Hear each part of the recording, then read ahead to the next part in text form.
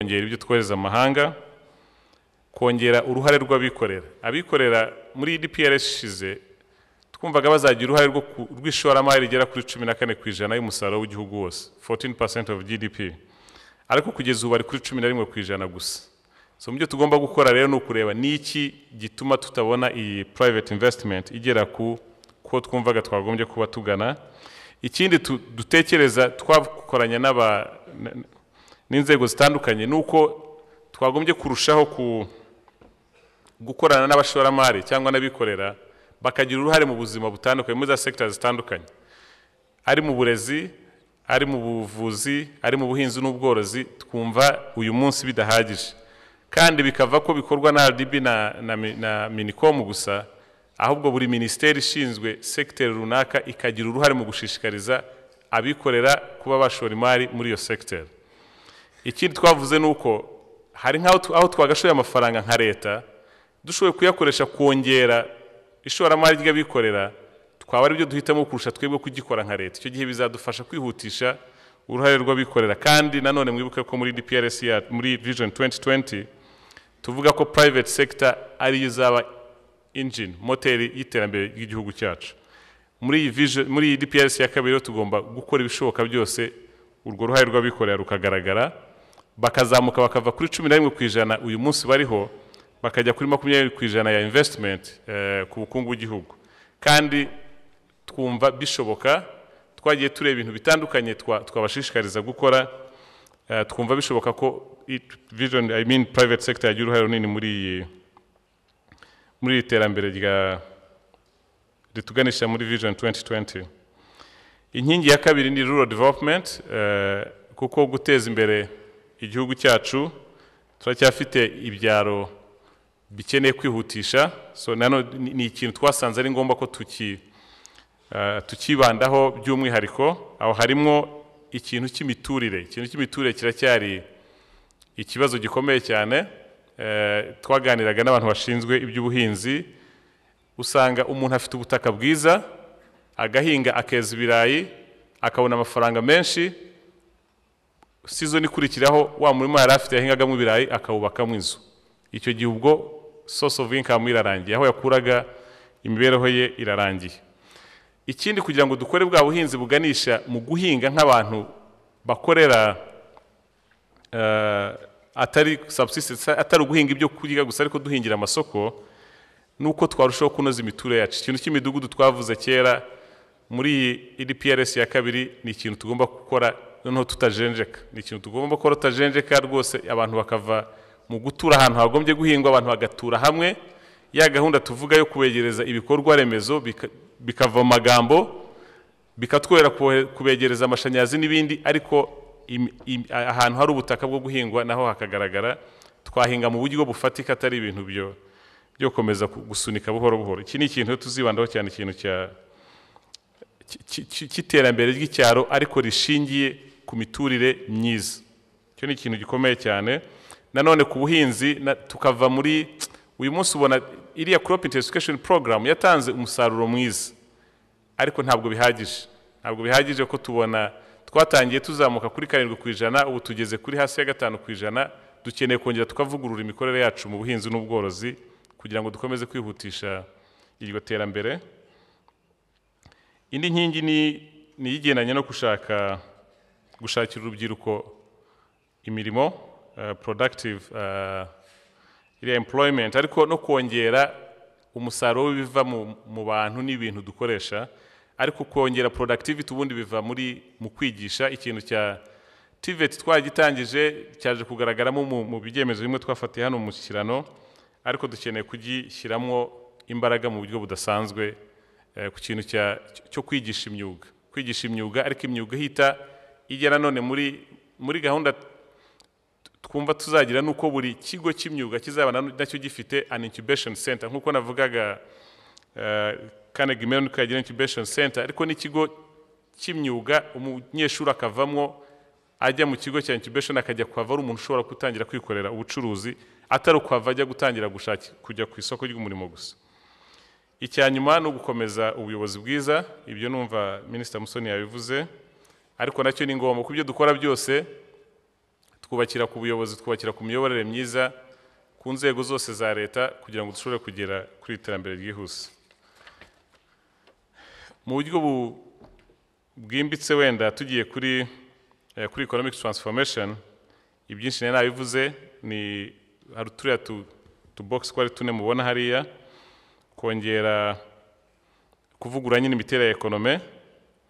Kuri exports iyo urebye mu bushakashatsi tumaze gukora muri iyi minsi, dusanga dufite potential nini cyane mu mabuye y'agaciro dufite mu gihugu cyacu.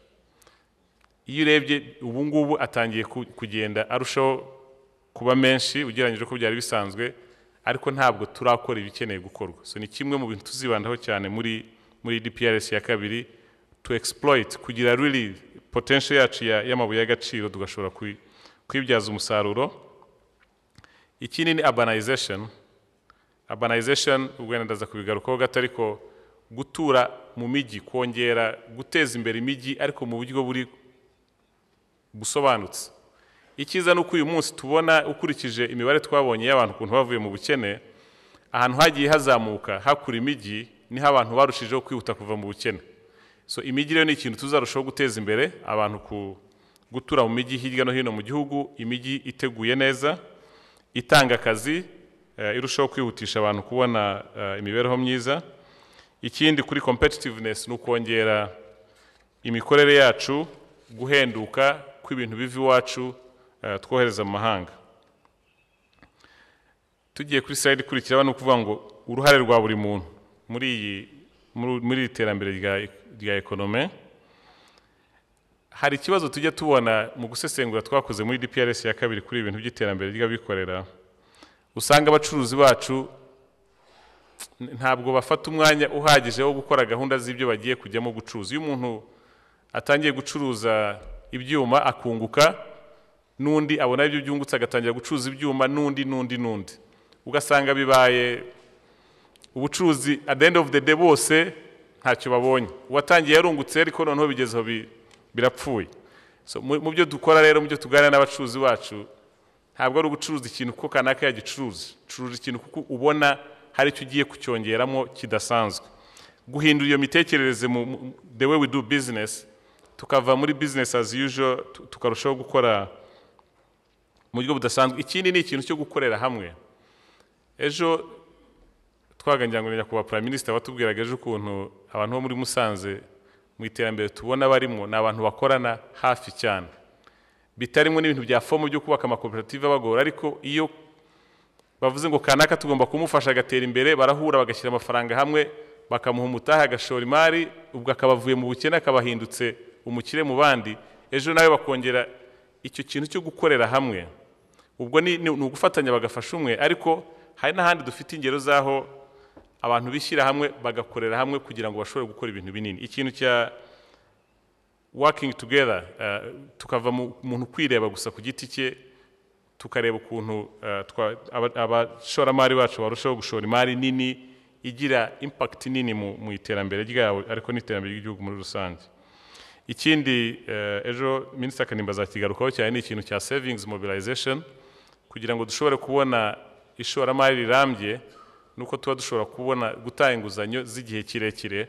Ntabwo twatanga inguzanyo z'igihe kirekire tudafite kwizigama guhagije mu mabanki yacu. Ibyo nabyo ni ibintu tuzibandaho cyane, ariko noneho buri umwe agomba kubigiramo uruhare.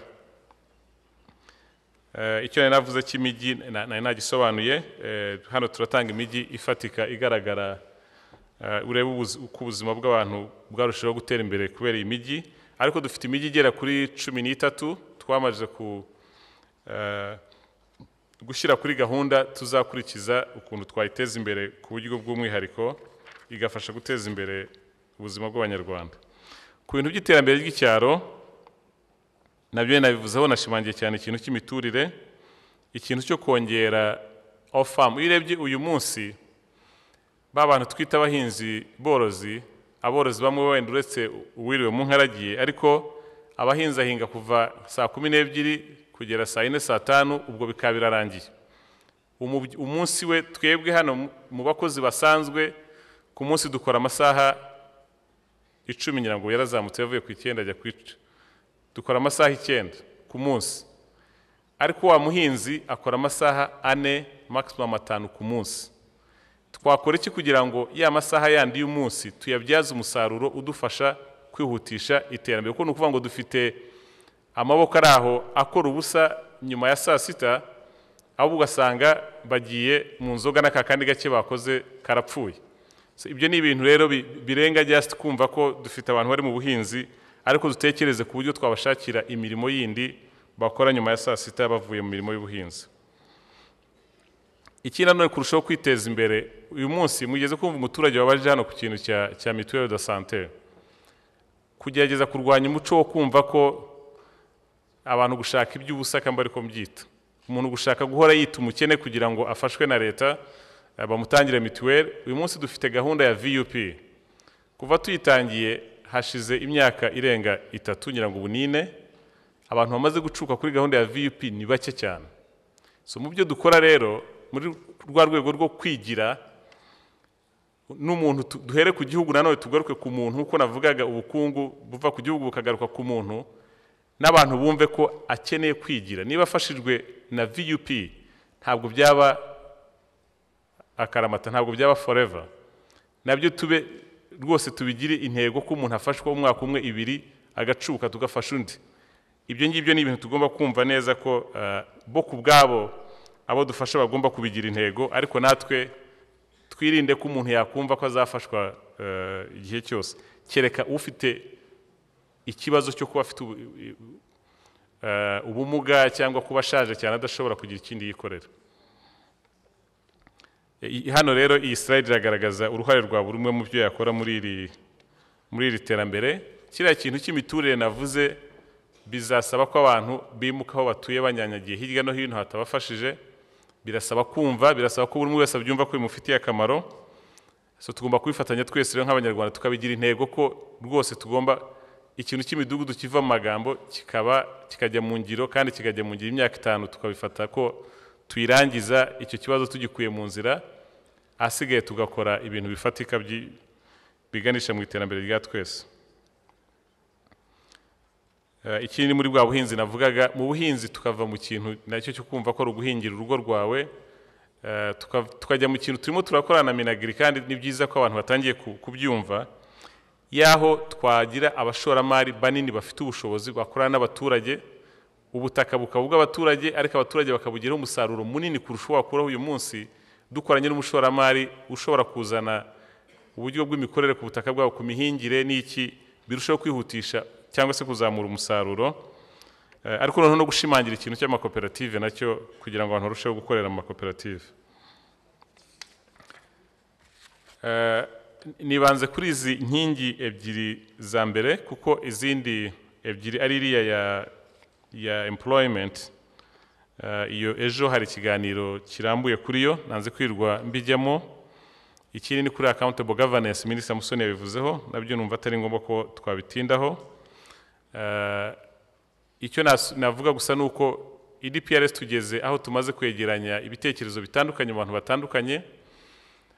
Turahamya yuko mu kwezi kwa kabiri k'umwaka utaha tuzaba twayirangije, icyo gihe ikemerwa ku mugaragaro, tukaba twayilauncinga, twayitangaza ku mugaragaro.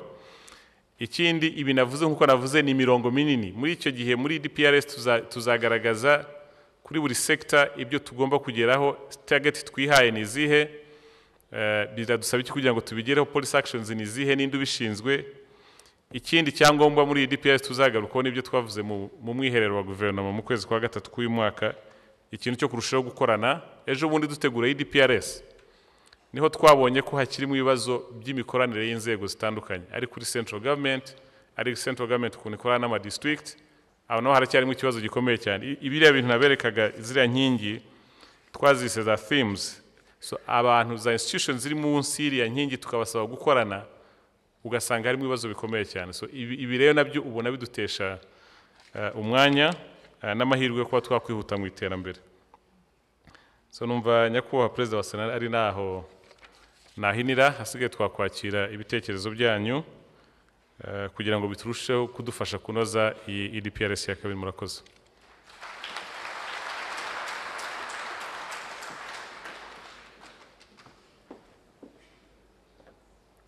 murakoze cyane Honorable Minister kubera iyo presentation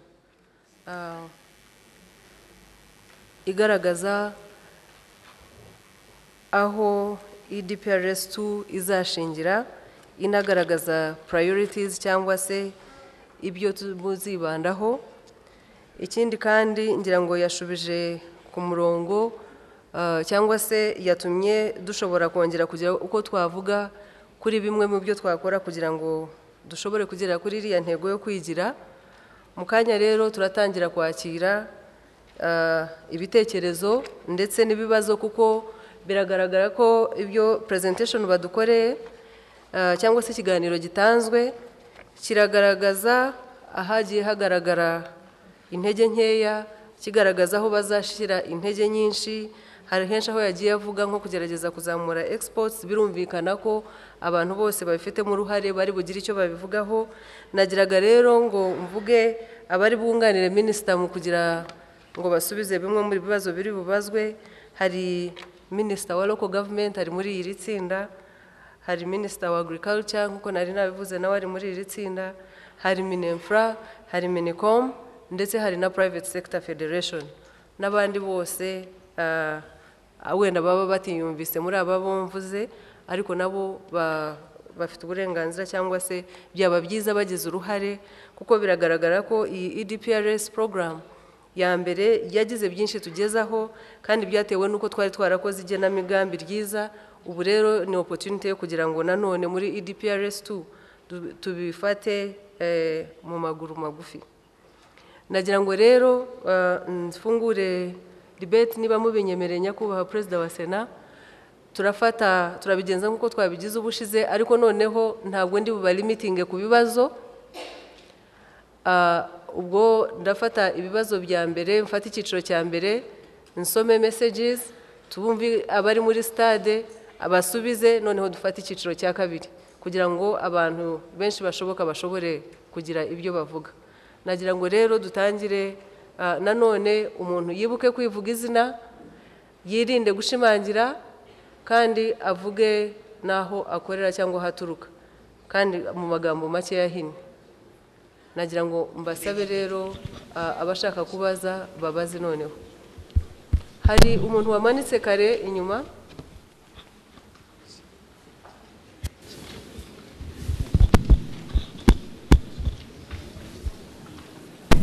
Murakoze nyakubahwa Perezida wa Sena kuba mumpaye umwanya.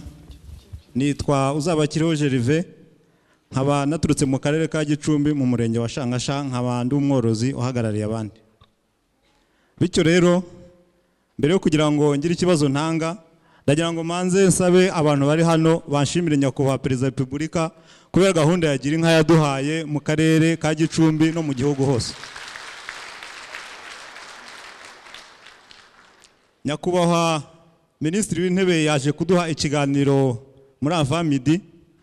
Ikiganiro naje kugikurikira, yaje kutubwira aho Iburasirazuba uruganda Inyange rwakemuye ikibazo cy'amata. Ubu amata yabo bakaba afite isoko, bakaba bari kwiteza imbere hose bazamura n'igihugu cyacu. Ariko naje gusanga ndatekereza n'aborozi mpagarariye mu karere ka Gicumbi sanga turacyari inyuma ku kibazo cy'amata. Bihuza n'ikiganiro Minisitiri aduhaye none ahangaha yo kugira ngo twese tubashe kwizamura nta usigaye inyuma. Kibazo rero dufite twe mu karere ka Gicumbi, ahandi usanga leta igena ikavuga ngo ishyizeho ibiciro by'imyaka runaka cyangwa se ikahwa, ariko ugasanga ku mata nta giciro bashyiraho, ugasanga twe tuye mu cyaro dusigaye inyuma cyane.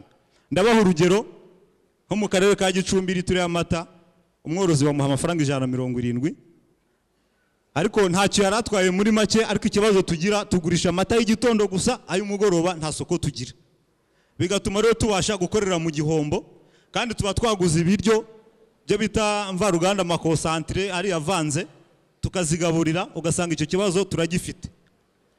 Ariko dufite amakoperative dukoreramo ndumva agera muri 3 afite n'ubuzima gatozi, ni nayo mpamvu igiciro kitamanutse cyane. Ariko ikibazo ubu dufite dusigaranye nuko leta yakabaye idufasha guca akajagari k'abantu bacuruza amata mu karere ka Gicumbi. usanga hari abantu bajyana amata bayakura mu karere ka Gicumbi bazana i Kigali batanyuze mu makoperative. Iyo bageze i Kigali bagurisha ku giciro bishakiye, ugasanga twebwe twanyuze muri koperative tubuze isoko kubera icyo kibazo. Nkaba nasabaga leta ko yadufasha muri icyo gikorwa. Murakoze. Urakoze Gervais. Yes, hari undi muntu umanitse hariya.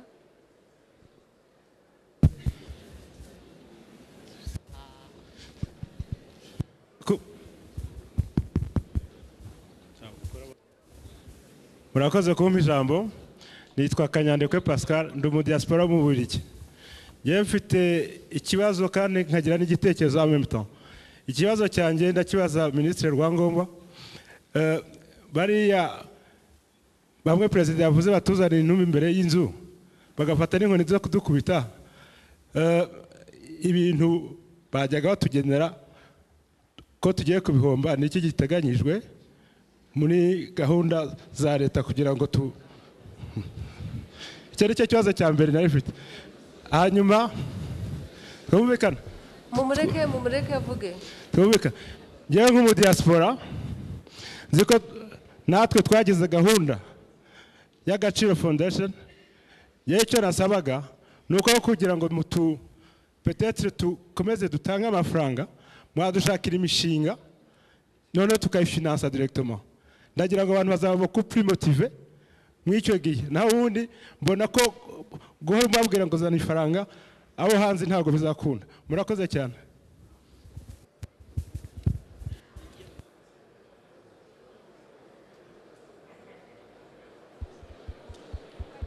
Yes, hari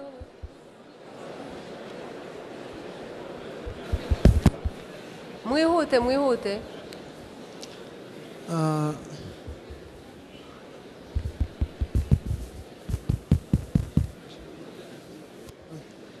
Murakoze.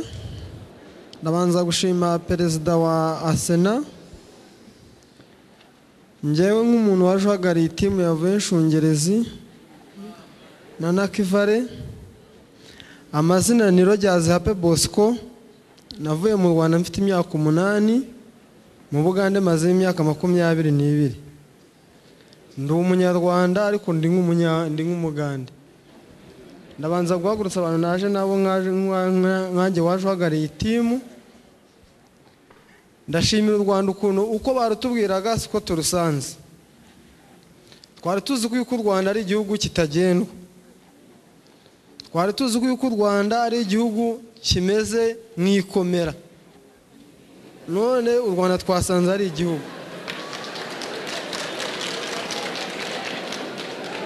Ubwo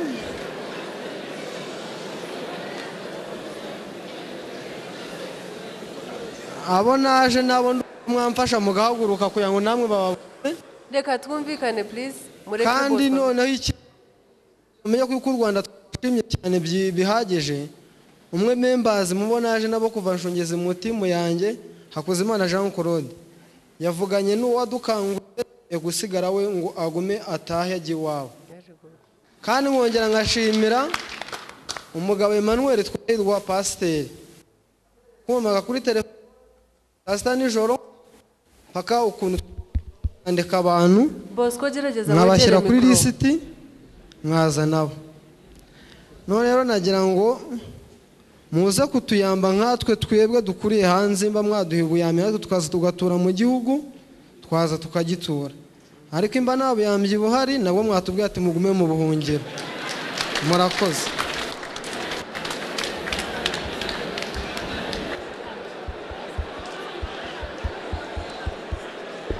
Urakoze cyane Bosco. Murakoze. Reka twumvikane.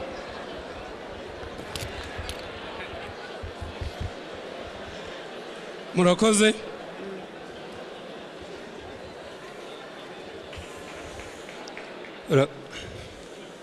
Murakoze. Nitwa Karengera Narcisse mva mu karere ka Nyaruguru.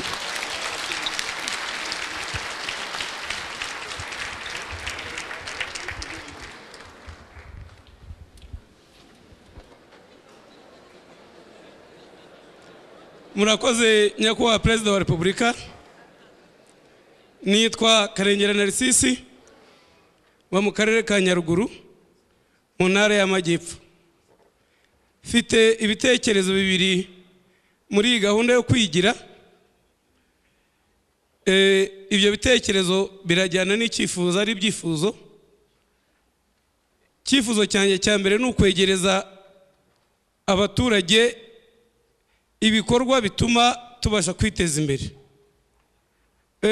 Iyo urebye ibikorwa bya RDB kuva muri Nyaruguru uzi Kigali kugira ngo ushake serivisi hatubana kure cyane, maze banki nazo dusabamo amafaranga kugira ngo ibikorwa byacu bigende neza, zikadusaba bya bindi bidusaba kuza Kigali kubifatayo.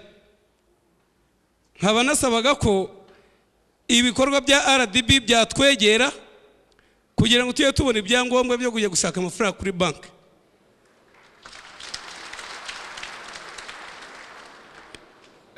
Icya kabiri ni ikijyanye n'ibikorwa by'imyuga. Ibikorwa bya polisi muri controle technique byose bikorerwa i Kigali. Abantu bose bazi gukanika imodoka n'amapikipiki bakigira i Kigali, ugasanga imodokari zo muri Nyaruguru ziza gushaka controle technique i Kigali, maze ari amafaranga ama pièces de rechange yose akibera i Kigali kubera ko ariho bazayagurishiriza. Nyakubahwa Perezida wa Repubulika nabasabaga ko ibikorwa bya polisi byakwegera no muri Nyaruguru bikahagera. Murakoze.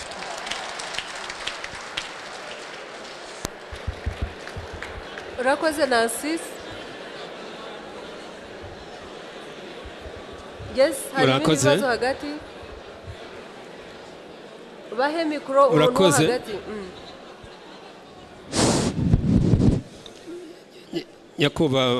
Murakoze Nyakubahwa Perezida wa Repubulika kumpa ijambo. Nitwa David Ruhago, abampuye muri Tanzania, Dar es Salaam, nyobora diaspora ya Dar es Salaam. Mbashimiye cyane ibintu bikorwa mu Rwanda.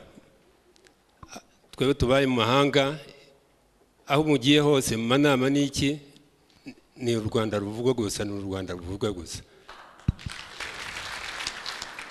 Ejo bundi twari mu nama Arusha, nama ya ibintu bya procurement, ariko urugero rwakozwe mu mikorere myiza yari u Rwanda barungenera na Singapore. Mukomere amashyi Nyakubahwa Perezida wacu.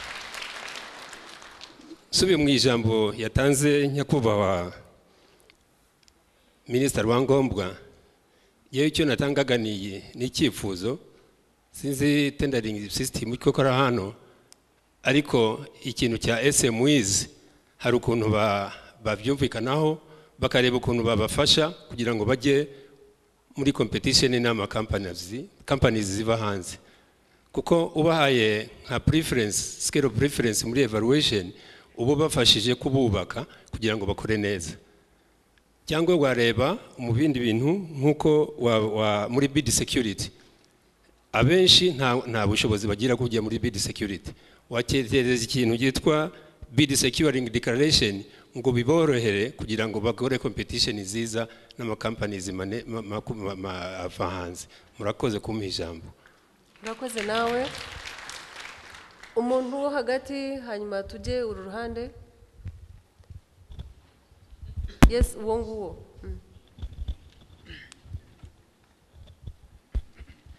Murakoze Nyakubahwa Perezida wa Repubulika. Nitwa Gakwaya Harfan Juma. Ngize amahirwe ngiye kukugezaho indamutso y'urubyiruko abanyeshuri b'Abanyarwanda biga Arabia Saudite, Saudi Arabia. Baragutashya. Icyo nenda gutanga nk'igitekerezo cyangwa kunganira muri iyi nama ni uburyo bwo kwigira nkomeza gushyigikira. Hari mu bindi bihugu imyuga iciriritse bagerageza kuyishyiramo imbaraga. None ndasaba bagenzi banjye baturutse mu mahanga, nge nihereyeho nitangaho nk'urugero kugira ngo bisobanuke neza, mu bijyanye n'umwuga nkora wa photography. Ubu mfite gahunda y'umwaka yo guhugura cyangwa kwigisha gufasha abantu bakeneye iyo domaine kwiga ibijyanye na photography, harimo ibijyanye n'ubucuruzi bw'ibyafotowe n'ikinyabupfura mu mwuga. Kimwe n'abandi bagenzi banjye rero, mu gihe gitoya dushobora kwigisha abanyarwanda, cyane cyane urubyiruko nyarwanda, rukabasha kugera kuri kwa kwigira. Ni icyo gitekerezo natangaga. Murakoze nyakubahwa Perezida wa Repubulika. murakoze cyane kubera icyo gitekerezo kiganisha no ku ntego yacu. Hari abantu bari mu kubona babiri. Muraho. Benda mbere banje gushimira nyakubahwa Perezida wa Repubulika. Nge banyita Habinshuti Rashid, Diaspora Belgium. Icyo mfite ni icyifuzo kigendanye no kwigira, aricyo ubuyobozi budutoza. Ndavuga ngendeye aho turi nk'abakozi, hari amafaranga dukotiza ku mwaka. Numvaga nasaba niba bishoboka ko ayo mafaranga twajya tuyakotiza muri revenue hano ku bigendanye na pension, aho kugira ngo amasaziro yacu azajye hariya tuyazane mu gihugu cyacu ahangaha. Nicyo cyifuzo numva nifuza, nimba bishoboka uburyo twabikoramo, nihereyeho cotisation yanjye ikagiza muri revenue y'u Rwanda, ikagira akamaro mu gihugu cyanjye. Murakoze. Murakoze nawe. Turafata ikibazo kimwe hanyuma turaza gufata ikindi cyiciro. Yes please. Murakoze nyakubahwa Perezida wa Repubulika.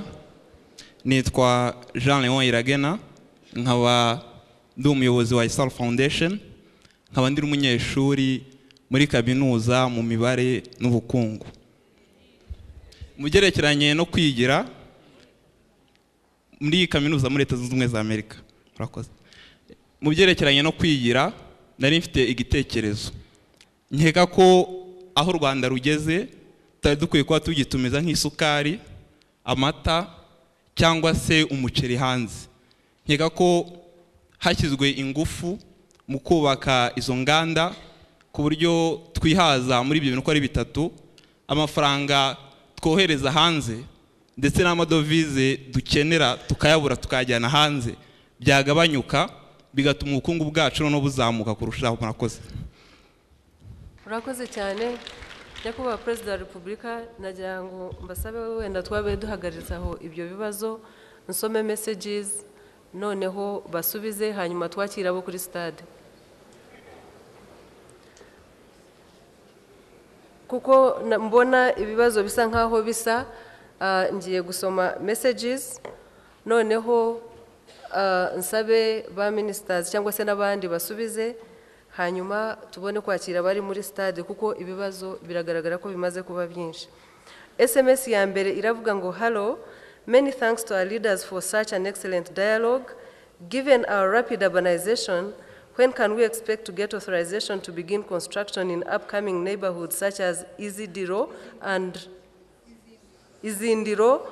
Busaze? Njangu yabispellinze nabi. Okay, it's misspelled. So that's one.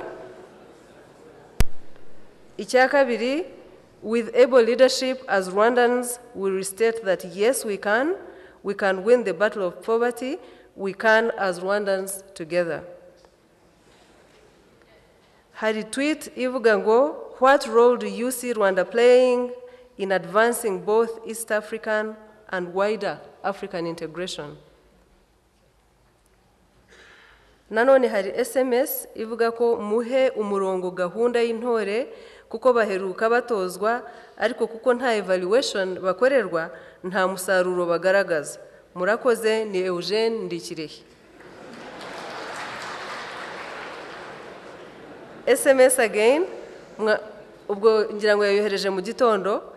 Mwiriwe, nagira ngo mbaze ese ijambo rya nyakubahwa Perezida wa Repubulika yavuze hari abantu byibura bake badutumikira bakabwira abo yabwiraga kugira ngo bumve ukuri kw'Abanyarwanda, bumve ko natwe turi abantu. Murakoze.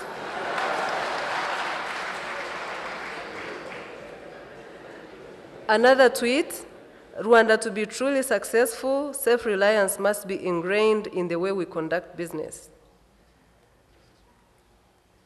SMS, turishimye pe. Mutubarize Gatsibo impamvu umurenge wa Kiziguro bakwaka mituweli, umusanzu w'uburezi n'ibindi kugira ngo baguhe service. Ibyo Premier Ministre yabibabujije kenshi. Mutubarize, thanks.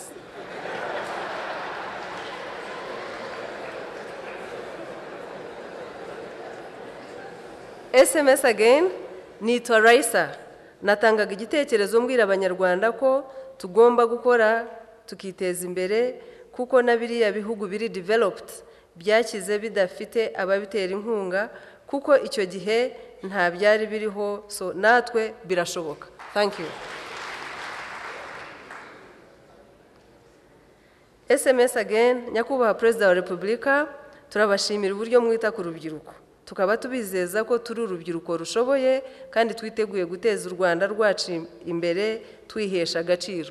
Ni Rachel. Nyakubahwa Perezida wa Sena, ngira ngo yayohereje igihe Nyakubahwa Perezida wa Sena yayoboraga, mutubarize impamvu kantine zavuye mu bigo bya secondary school.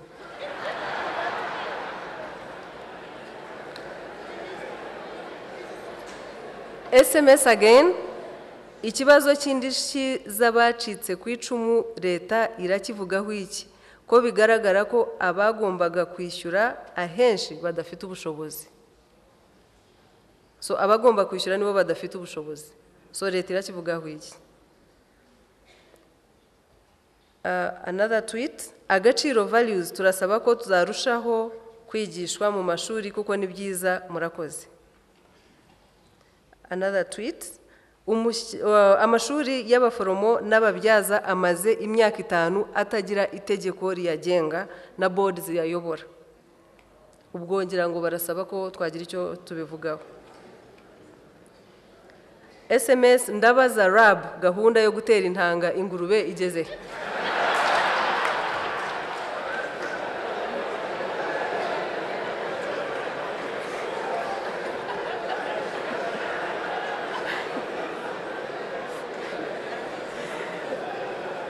Reka twumvikane, nagira ngo mutubarize Mayor wa Gasabo impamvu abarimu bashya batabakorera declaration muri RSSB none bakaba badashobora kwivuza kandi nyamara bakatwa amafaranga.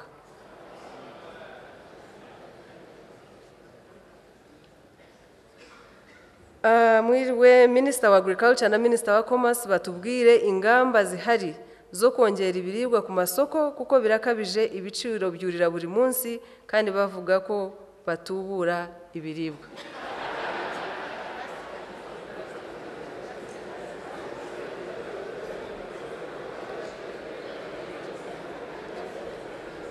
Nyakubahwa Perezida wa Repubulika, nagiraga ngo niba mubyemeye ba ministers batangira bagasubiza, wenda twahera kuri Minister wa Finance agasubiza ibibazo bitandukanye yabajijwe. Hari icyabajijwe n'uwavuye muri diaspora y'Ububirigi ku bijyanye na aid, hari icyabajijwe nanone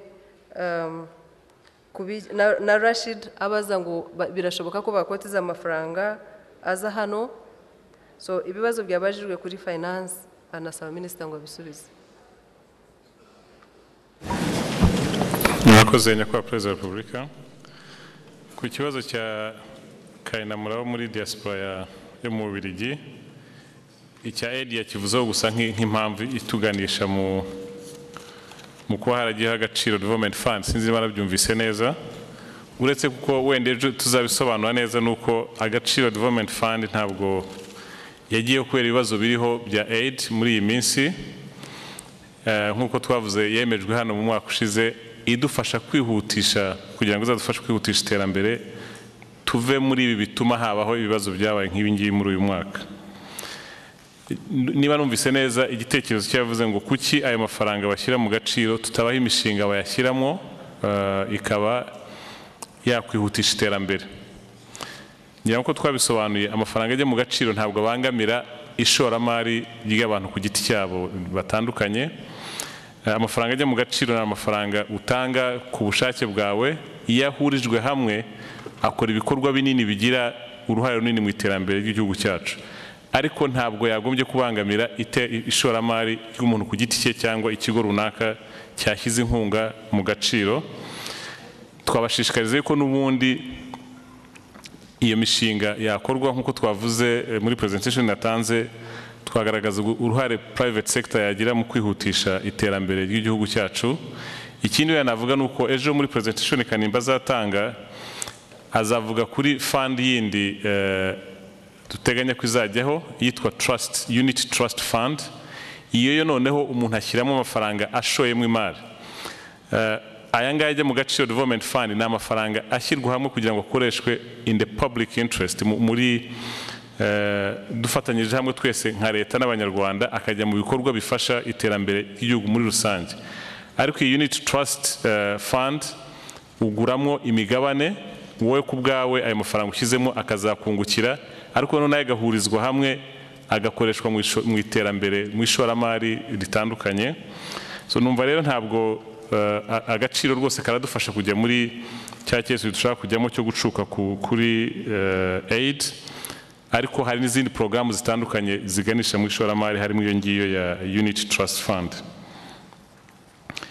Ikindi kibazo kuri cotisation ituruka yava hanze, ndumva mu itegeko rishya twarashyizemo ukuntu abantu batandukanye bashobora kugira imisanzu yabo y'ubwiteganyirize bw'izabukuru ari iturutse hanze, ari abatuye hano mu Rwanda bashaka b'abanyamahanga bashaka kohereza hanze ku buryo byakoroha. Ariko n'ikindi nanone twakoze nuko iri tegeko rirashyiraho ukuntu abikorera ku giti cyabo bakora, bashyiraho imishinga cyangwa se bashyiraho schemes zo kwakira imisanzu y'abantu biteganyiriza ku zabukuru. So navuga yuko itegeko rishya rya social security mu gihugu cyacu riratanga inzira. Icyo gihe tuzakorana na RSSB bari hano, bakorana nabo babajije, ariko nto bikarushaho tugaheraho tugasakangurira n'abandi banyarwanda bari hirya no hino kuba nabo bashobora kwizigamira hano mu gihugu cyacu. Nanone mu byo Kanimba ejo azasobanura, nicyo ni ikizagarukaho cyane ibyo turimo dukora mu guteza imbere savings zishingiye kuri iyo social security contributions. Murakoze. Murakoze Minister. Nanone kugira ngo tugume mu murongo umwe, hari ibyabajijwe nanone ku bijyanye n'ubucuruzi, nasabaga Minister wa Commerce ko yabisubiza. Hari ibyabajijwe kuri SMEs kugira ngo zibe competitive cyane cyane muri tenders, ibyakorwa kugira ngo zikorerwe advocacy, noneho zishobore kujya muri ziriya tenders. Hariho nanone ibyabajijwe na Jean Louis atanga igitekerezo, nta nubwo yabazaga, yatangaga igitekerezo cyo kwigira, abaza ko impamvu tuba tukimportinga amata, isukari n'ibindi, kuki tutakubaka izi nganda noneho tukareba ukuntu ayo mafaranga twayakoresha ikindi nanone cyabajijwe kuri messages ni ugutanga umurongo. Sorry yeah, n'icy'amata, hari icyo babajije ku mata, igiciro cy'amata. Nibyo bitatu mwasubizanya kwa Minister.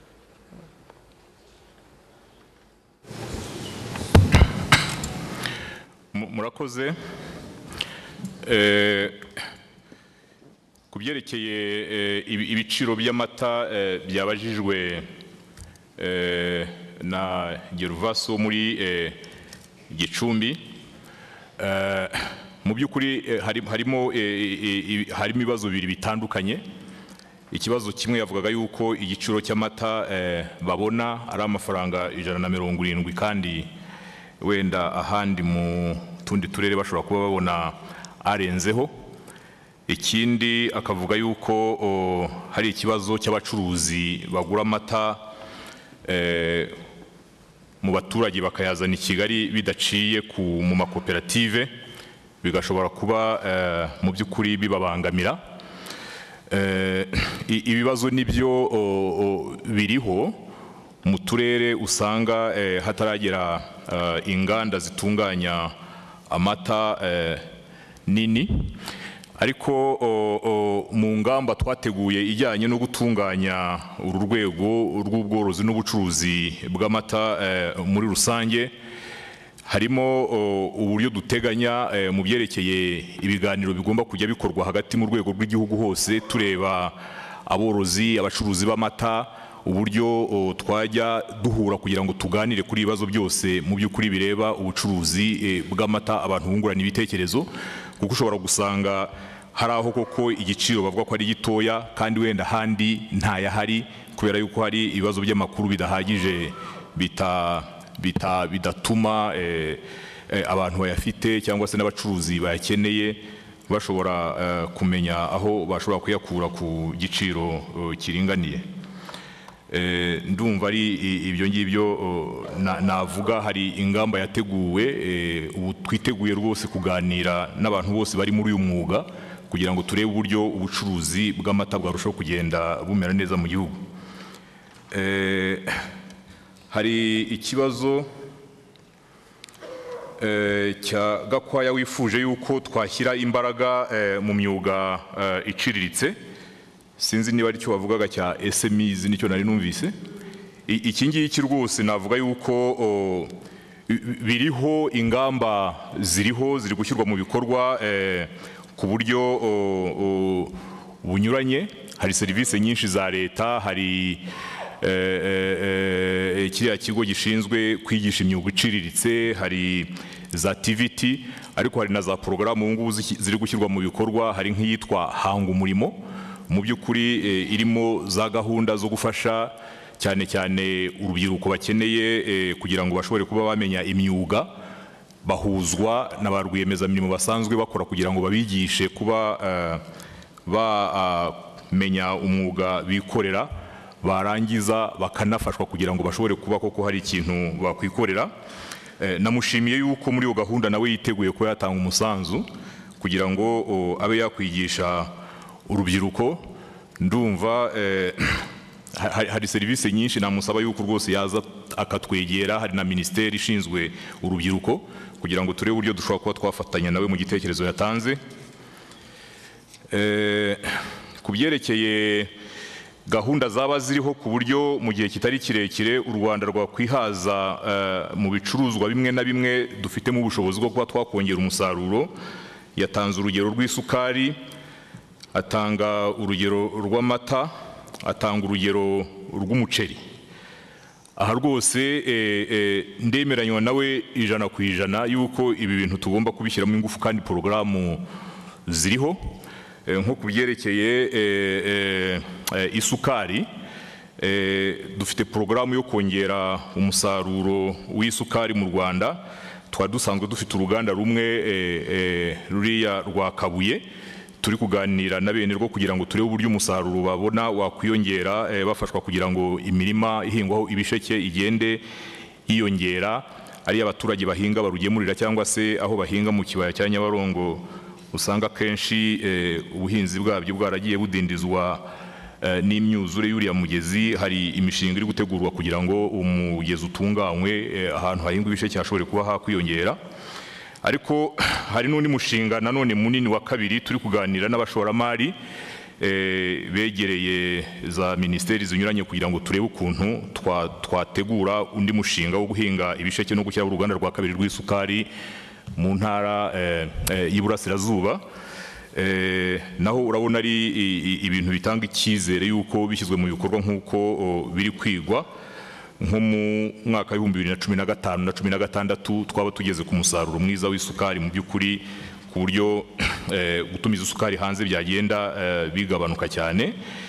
Amata y'ubu ngubu ndatekereza yuko amata tugitumiza hanze ni makeya cyane, kuko ayo dufite mu Rwanda aragenda umusaruro wiyongera. Wenda ikibazo gusa ni nkatunganije ari y'ifu abantu bakoresha kubera ibibazo bya tekinoloji itaragerwaho neza, ariko amata u Rwanda rugura hanze mu by'ukuri yaragabanutse cyane kandi ndatekereza yuko bizanakomeza gutyo. Umuceri nawo iyo urebye porogaramu ziriho mu ngamba ziriho mu myaka itarenze 3 ntekereza yuko u Rwanda rwagombye kuba rutagikura umuceri mu mahanga. Hari ikibazo twari dusanzwe dufite kijyanye n'uburyo umuceri watunganywaga mu nganda kubera utuganda twinshi dutoya tutujuje ibyangombwa twari twaragiye dushyirwaho hirya no hino mu gutunganya umuceri tukawangiza bigatuma utaboneka neza ngo uhiganwe n'uturuka hanze. Ariko hari gahunda ziriho zo kugira ngo utwo tuganda tuwangiza tugende tuva mu nzira, umuceri ugende uyoboka inganda nini zimaze kuba nyinshi mu Rwanda kugira ngo utunganywe neza utangire uhiganwe no dukura hanze, ku buryo mbona rwose bitazatwara igihe kinini cyane kugira ngo twihaze mu muceri. Ibyerekeye ibiciro by'ibiribwa ku masoko bikomeje guhindagurika. Iki ni ikibazo kiriho. Mu by'ukuri ingamba nta yindi ni ukongera umusaruro. Ntabwo navuga ngo hari ibisubizo ikibazo nk'iki ngiki tugifitiye. Hari igihe kera mu Rwanda twajyaga ko tugira umusaruro w'ibihingwa bimwe na bimwe ugasanga habaye ikibazo, bibuza isoko, ibiciro biragabanutse.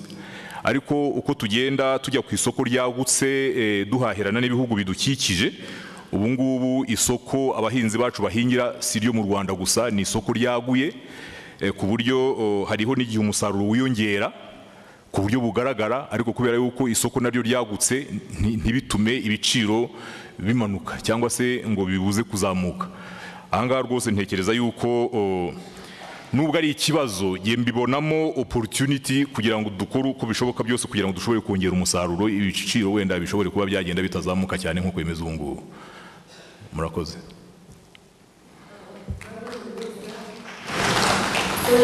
Ikibazo kimwe cyari cyabajije ku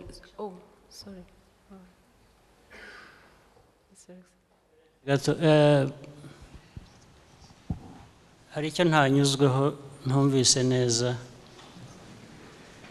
ku kibazo cy'amata. Amata muravuga ko niba nabyumvise neza hari abantu bavuze bo muri Gicumbi babona aho bagurisha aya mu gitondo, nubwo baba bahenzwe aya nimugoroba batagira aho bayagurisha. Ubwo ni ukuvuga ngo nta soko ryayo rihari. Icya kabiri, yuko njya mbikurikirana, hari amakaragiro cyangwa factories kwa mata nzi zikorera nko kuri 30% kuri capacity yazo. Ni ukuvuga ngo niba ari 30 cyangwa 50, ubwo 70 cyangwa 50% biba byicaye kuko bitagira amata.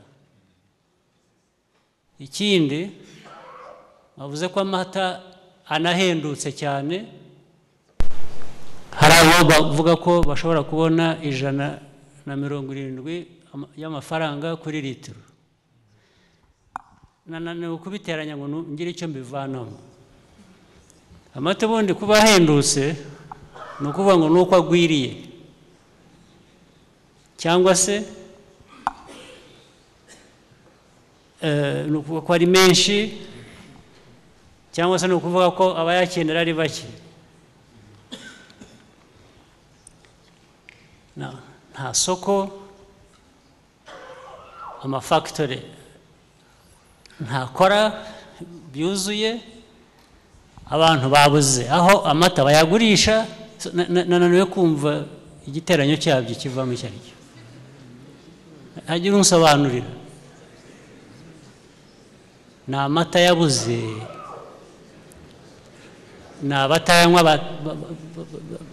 batabaho, kandi akarinda ava hanze. Nananiwe kubyumva, hagira ubinsobanurira.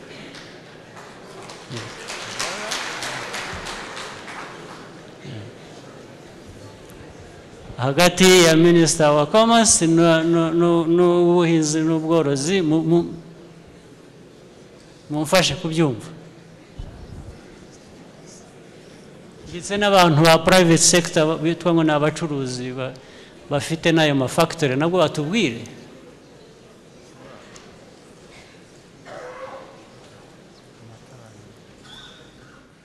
Abantu babuze aho bagurisha amata, amafactory aravuga ko amata ari make, then ku isoko arahendutse ni mu biteranye mugira icyo mumbwira. Twaje kuri Minister of Agriculture cyangwa se nabyumvise nabi mu kimwe. Murakoze nyakubahwa Perezida wa Repubulika, ibyo muvuze nibyo. Abaturage bagaragaje ko bakama rimwe, bisobanuye ko mu afternoon batagemura, badakama kubera ko baba badafite aho bayagemura. Bagaragaza yuko hari n'ikibazo cy'igiciro, babona ku 170 bavuze ko igiciro ari gitoya. Muri Gicumbi nyakubahwa Perezida wa Repubulika ni hamwe habanje kugira collection system nziza kurusha ahandi mu gihugu. Bafite collection system y'amata ubundi ikwiye kuba iganisha ko ayo mata aboneka kandi akajya mu nganda. Bafite amakoperative afatika, nubwo bagaragaje ko bafite ibibazo by'abanyuza amata ku ruhande mu makoperative, bisobanuye ko hakirimo imyubakire ikenewe, ariko ubundi bafite amakoperative afatika, bafite collection system ikora neza. So wenda turi buganire n'Inyange turebe impamvu amata yabo ashobora kuba atagera ku Nyange, nanga se niba nageraho wenda ntago yatwara yose. Ikibazo cy'igiciro cy'170 ubundi ntago cyakabaye ari igiciro kiri hasi, nubwo muri aba bifuza amafaranga arenze, ariko ubundi ku mworozi amata ashoboye kuyagurisha hejuru y'150 igiciro kiba kiri acceptable. So ku 170 ubundi ntago baba bahenzwe cyane. So your excellency no kubihuza no guhuza uruganda rw'Inyange dufite ubu ngubu, uruganda rwa Mukamira turi hafi kurangiza, kugira ngo turebe ukuntu amata y'aborozi arimo kugenda aboneka. No mu Eastern Province nabo abenshi ntago bakama kabiri mu munsi, baracyakama rimwe mu munsi. So ikibazo cy'amata ntago turashobora kuyatwara nk'uko ngana. Ab'inganda bavuga iki ariko? Ab'inganda nazo nibwira ko bashyiriyeho kugira ngo zibungukire, bo bavuga iki? Ntabwo n'ubu sindabyumva, sinumva ukuntu inganda zidakora 100%, abantu babuze aho bagurisha amata, hanyuma ikibazo cyabaye iki? Ba private sector bafite n'izo nganda batubwire ikibazo cyari.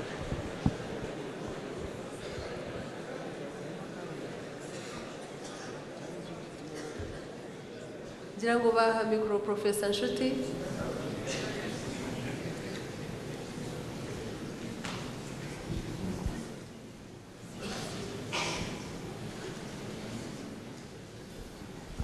Si ibyo ko biri bumugore mbimubajije kenshi ntabwo yagira igisubizo. Murakoze Excellence. Nahimba gusa naho ubundi. Murakoze Excellence. Ngira ngo dufite capacity ya 1,100 ku munsi. 100,000 liters per day. Ugiye kujya muri relevances. Factory irakora 100% or not? Excellence. About 40% Excellence. Kuri 40%. Yes sir. Yes. Ibindi byo ujya kumbwira 100,000 ibiki ntabwo ari cyo nabajije. Capacity ya factory irakora 40%. So kubera iki idakora 100%?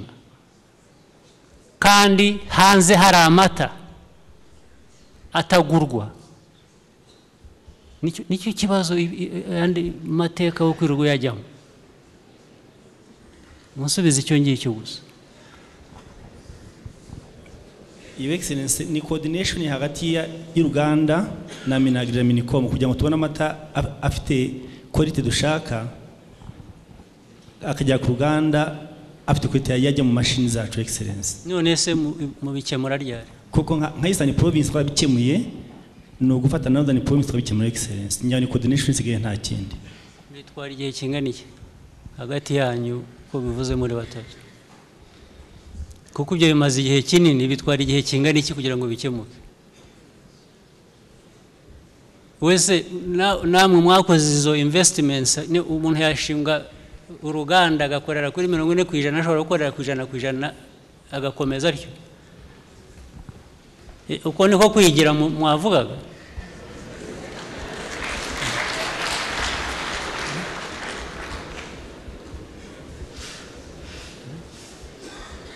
Iyo ni business iki, mukora business iki?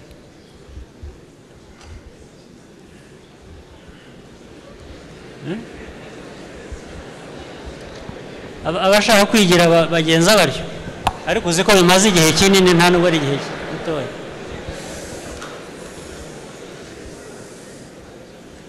Ibi ngibi n'ubushize nimwibuka no mu mushyikirano w'ubushize nacyo twarakivuze, kandi umushyikirano uza rimwe mu mwaka.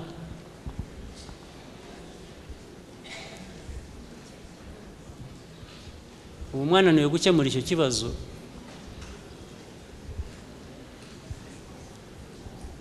turabikora excellence. Okay.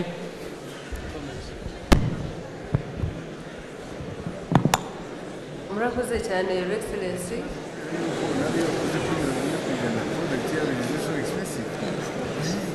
Murakoze cyane, kugira ngo birumvikanye ko hakiri icyo kibazo, ubwo nabo wenda baraza kutubwira what we can include muri resolution zabo mu buryo bwo kwiha intego. Ministry ya Commerce nanone yari yabajijwe impamvu ibyangombwa bitangirwa kure. I'm sorry I didn't include it in the questions that I asked you, Minister. Ariko hariho ibibazo byari bitandukanye birimo ibyangombwa bitangwa ku bacuruzi ariko bigatangirwa kure. Nubwo byarebwaga bavugaga ibya polisi bakavuga na RDB bijyanye n'ubucuruzi. So sinzi niba mushoboye kubisubiza cyangwa niba twasaba izindi institutions. Murakoze, iki kibazo nibyo kiriho cyane cyane kubyerekeye kwandikisha ingwate ibigo by'imari biri kure birarushya kuko abantu bagomba kuza i Kigali. Tumaze iminsi tubiganira na RDB kugira ngo turebe uburyo babyoroshya kugira ngo abantu be gukomeza gukora ingendo. Umwe mu gisubizo bafite nuko ibigo by'imari ndumva ariho bari bageze byajya biza bikaba ari byo bikora imirimo yo kwandikisha izo ngwate mu izina ry'abafatabuguzi babyo. Ariko nkurikije uko nabyumvise, ibigo by'imari bisaba yuko abaje gufata inguzanyo ari bo mu by'ukuri bakwiye kuba babyikorera. Ikindi twari twaganiriye na RDB nuko biramutse bidakora neza bareba ukuntu izo service bashobora kuba bazimanura abantu bakajya babyandikishiriza muri za business development services bafite hirya no hino mu mirenge, kandi ntekereza yuko byashoboka. Byashoboka. RDB, abayobozi ba RDB bari hano ngo batubwire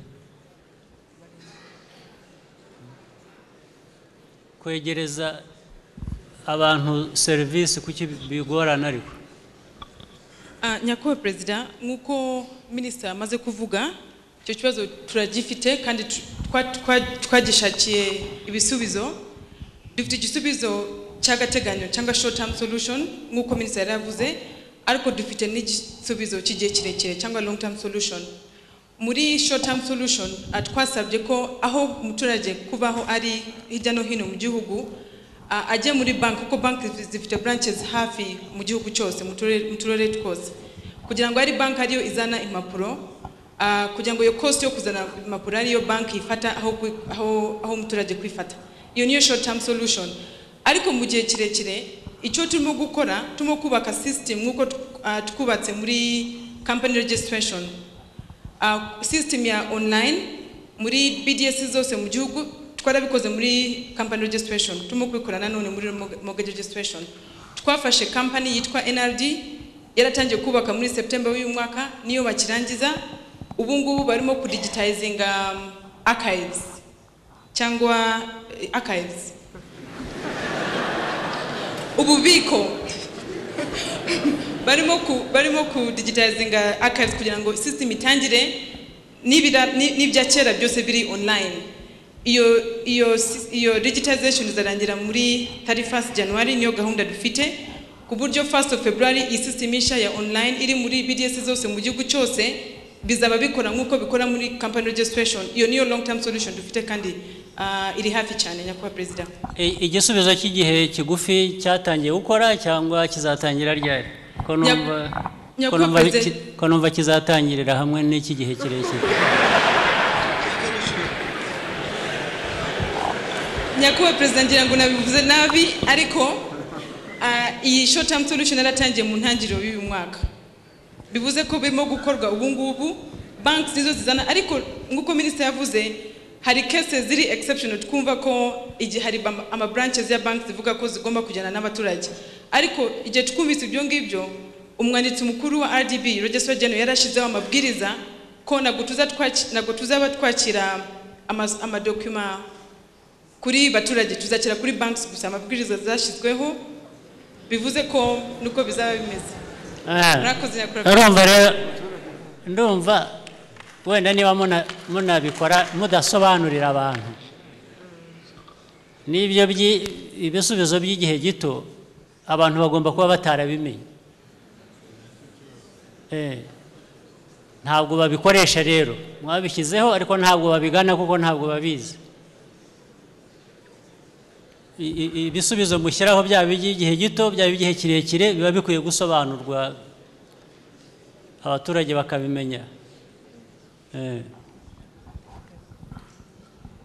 Murakoze Your Excellency, ngira ngo ku bibazo byari bibajijwe ku bijyanye n'ubucuruzi n'ibyo ngibyo ariko ku bijyanye na agriculture hariho ibyari byabajijwe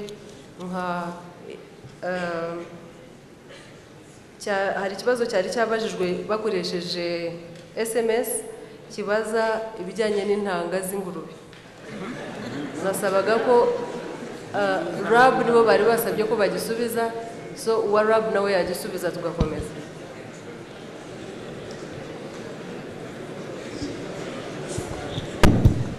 Ariko n'iby'inka ntabwo birakora neza. Iby'ingurube byose nabisubiza reka Minisita bisubize.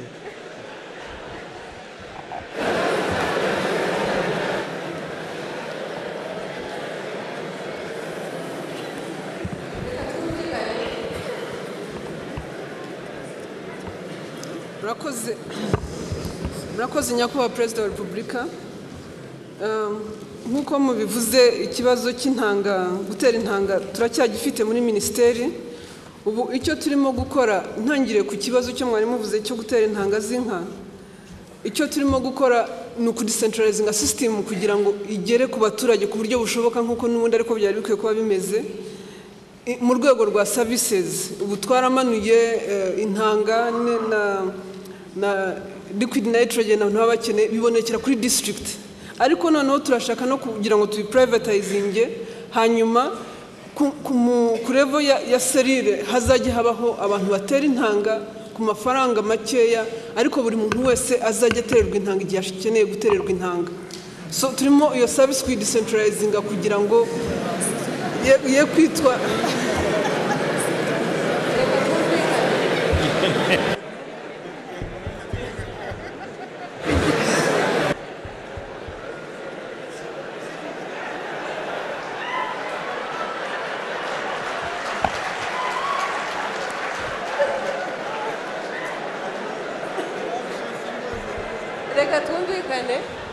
Mureke twumvikane.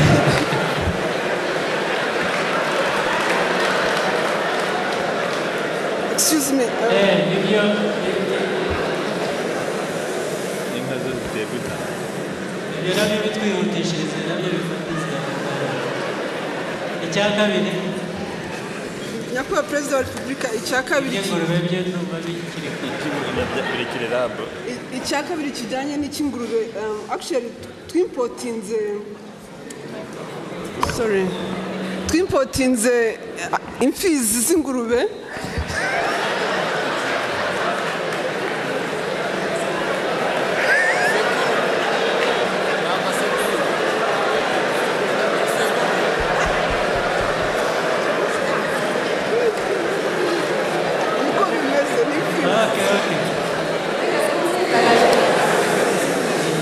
ibyo ni byo byoroshye. twimpotinze amasekurume y'ingurube turayadistributinga mu gihugu, excuse me, turayadistributinga mu gihugu kugira ngo abantu bayakeneye bashobore kubona icyororo excuse me. Ariko byo byarakozwe? Byarakozwe, Excellency. Ariko na gahunda yo kugira ngo intanga ziboneke z'ingurube nayo irimo gukorwa, nayo iri mu progress. Okay, icyo kibazo ubwo cyumvikanye nacyo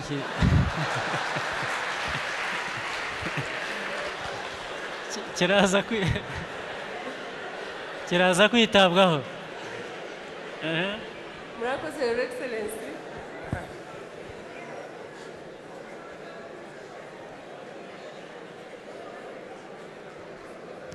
Murakoze, Your Excellency.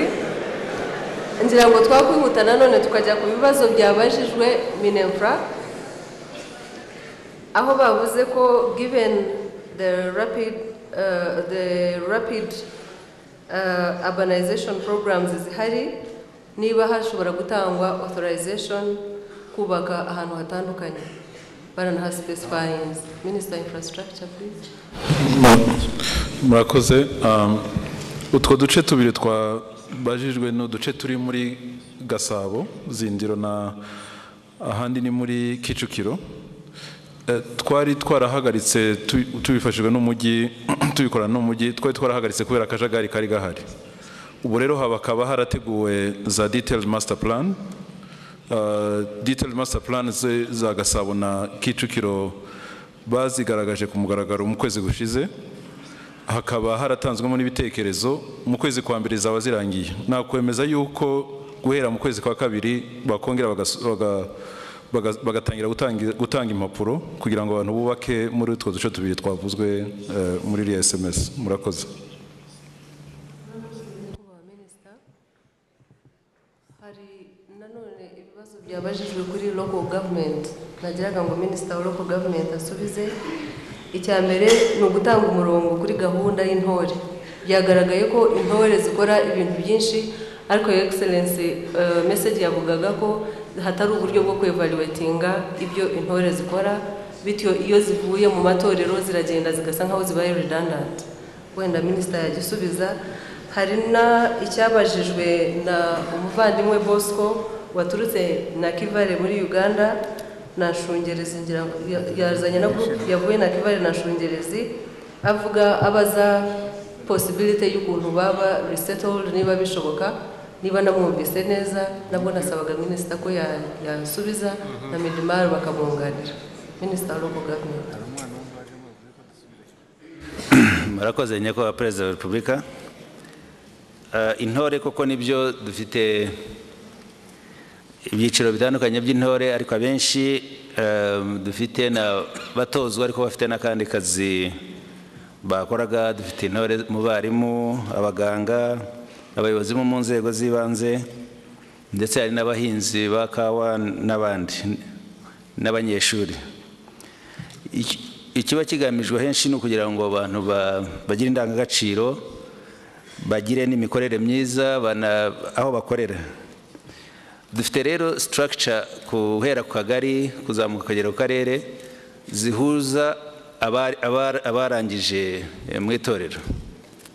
Izi structures ubundi nizo zikora iyo suzuma, bitoreye nk'intore ubwabo, bakajya bahura bakareba gahunda bihaye, bakareba uko bagenda batera imbere banashyira mu bikorwa ibyo biyemeje.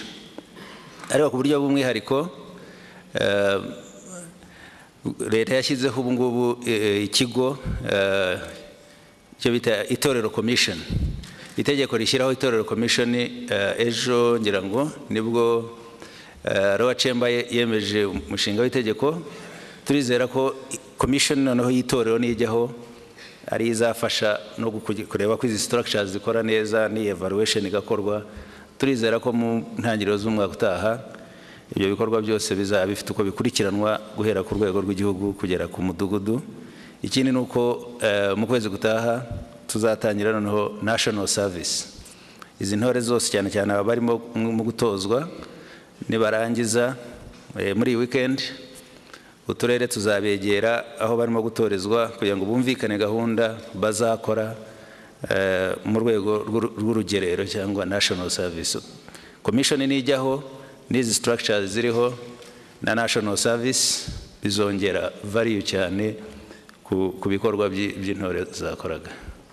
Ku bijyanye no gutuza abantu batahuka, mugenzi wanjye Minisita Gatsinzi yaza kumfasha, ariko abantu bagiye bahunze mu gihugu bafite aho babarizwaga n'ubundi. Bafite aho babarizwaga, ni ukuvuga ngo umuntu iyo ashatse gutahuka aroroherezwa hano akafashwa kugera, niba yari afite isambu, niba yari afite umutungo akawusubizwa. Ubwo buryo burahari, buroroshye muri coordination ya ministry ibishinzwe, ariko no mu nzego z'ibanze ukuntu basubizwa ibyabo.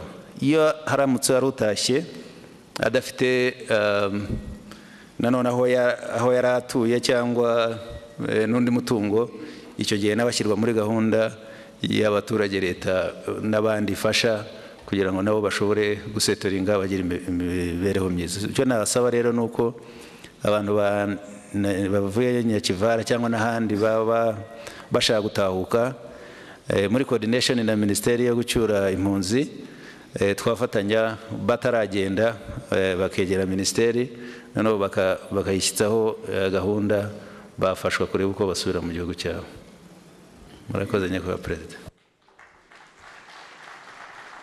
Murakoze cyane Minisita w'ibiza no gucyura impunzi, sinzi niba afite icyo ashaka kongeraho. Ndumva byasobanutse yabivuze, keretse nahimba ibindi naho ubundi tujye kubanda. Hari ibindi? Yes, Your Excellency. Hariho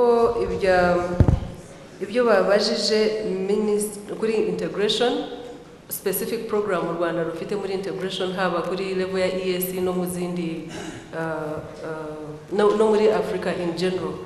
Wenda nasaba Minister wa West African Community no wa Foreign Affairs bakunganira. Naho gucyura abantu nabyo ni ibiza se ko East African Community ari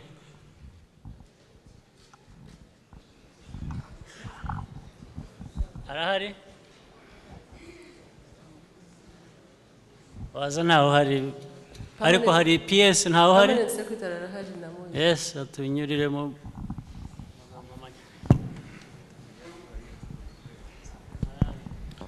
Murakoze Nyakubahwa Perezida wa Repubulika.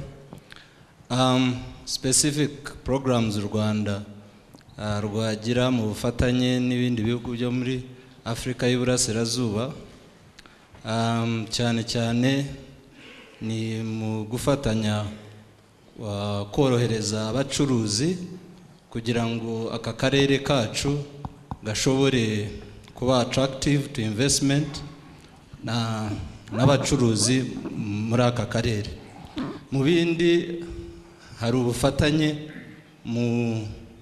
muri security na cooperation in defense kugira ngo aka karere kacu gashobore kugendwa. Ibindi nanone ni muri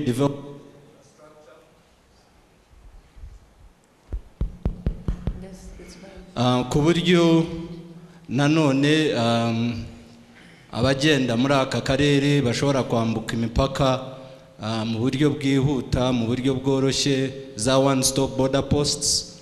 Hari ukorohereza nanone abatuye hafi y'imipaka kugira ngo bashobore gucuruza ibyo twita simplified trade regime, bigaragaza yuko kubera iyi East African Community abantu baturiye imipaka bashobora kongera cross border trade muri ubu bufatanye. Mu bindi nanone u Rwanda gukora gushinga experience mu bintu dushoboye kugeraho muri iki gihe gito kugira ngo wenda n'abandi babe bashobora kubyungukiraho muri ubwo bufatanye. Murakoze Nyakubahwa Perezida wa Repubulika. Murakoze Ambassador. Ibikurikiraho n'ibyo babajije Ministry of Education impamvu kantine zavuye muri secondary schools. Ikindi babajije ni impamvu ni umuntu watanze igitekerezo ko ko iyi values z'agaciro zaba part of our curriculum. So icyo ngicyo numva ari igitekerezo cyiza twanagifata nk'umwanzuro, ariko icya mbere kuri bya kantine we bagisubiza. Murakoze nyakubahwa Perezida wa Repubulika. Mu by'ukuri icyo bitaga kantine mu mashuri yacu ya secondary harimo ibyiciro bibiri, harimo ahacururizwa hakaba n'ahatangirwa ibiryo. Igice twafasheho umwanzuro kuba duhagaritse ni icyabagamo ibiryo kubera impamvu eshatu zikurikira. Icya mbere ni uko abayobozi b'ibigo by'amashuri aho gushyira imbaraga mu kugaburira abana neza, ahubwo bajyaga bajya gucururiza aho ngaho, ugasanga abana ntibafungura neza kandi bose ntibafungure kimwe. Icya kabiri nyakubahwa Perezida wa Repubulika cyagaragaye mu kibazo cy'isuku. Ibyo biryo bajyanagamo byamaraga igihe bikangirika, hamwe na hamwe bigatera n'indwara abana. Ikibazo cya gatatu cyagaragaye mu nyakubahwa Perezida wa Repubulika ni uko muri iyo migurishirize, muri ubwo bucuruzi, ababyeyi bamwe bari barasigaye bagirana imanza n'ibigo, aho abana bishyuzwaga amafaranga y'ikirenga, abana bakayahakana cyangwa ababyeyi bakayahakana. Hari ikigo cyishyurije umwana 275, turabikurikirana dusanga nta shingiro byari bifite. Ubu rero icyemezo cyafashwe ni uko hahamamo igice gicuruza ibyo abana bakeneye, ibiribwa bigashyirwa mu mirire ya buri munsi, bakanoza n'indyo z'abana kuko aricyo kidufasha.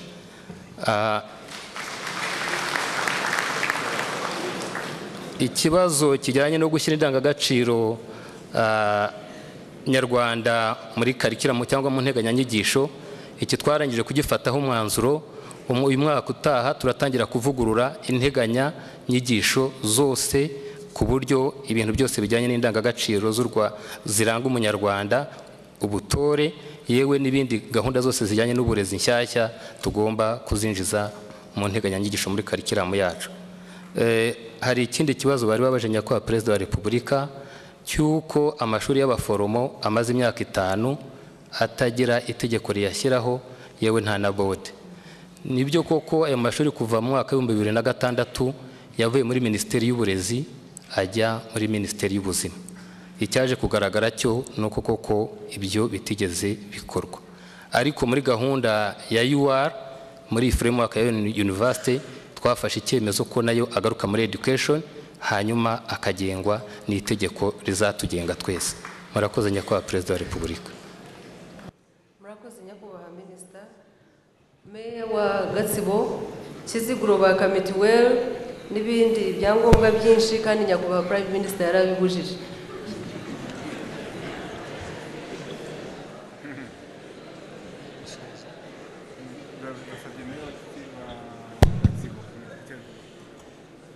Murakoze Perezida wa Repubulika.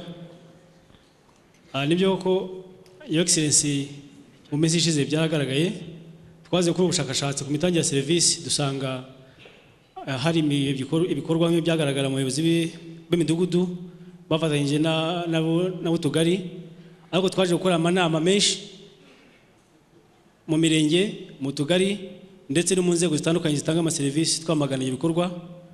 Twari tuzi ko ibintu byacitse, uburyo twari tuzi ko ahantu hose iyi mikoro yagabanutse.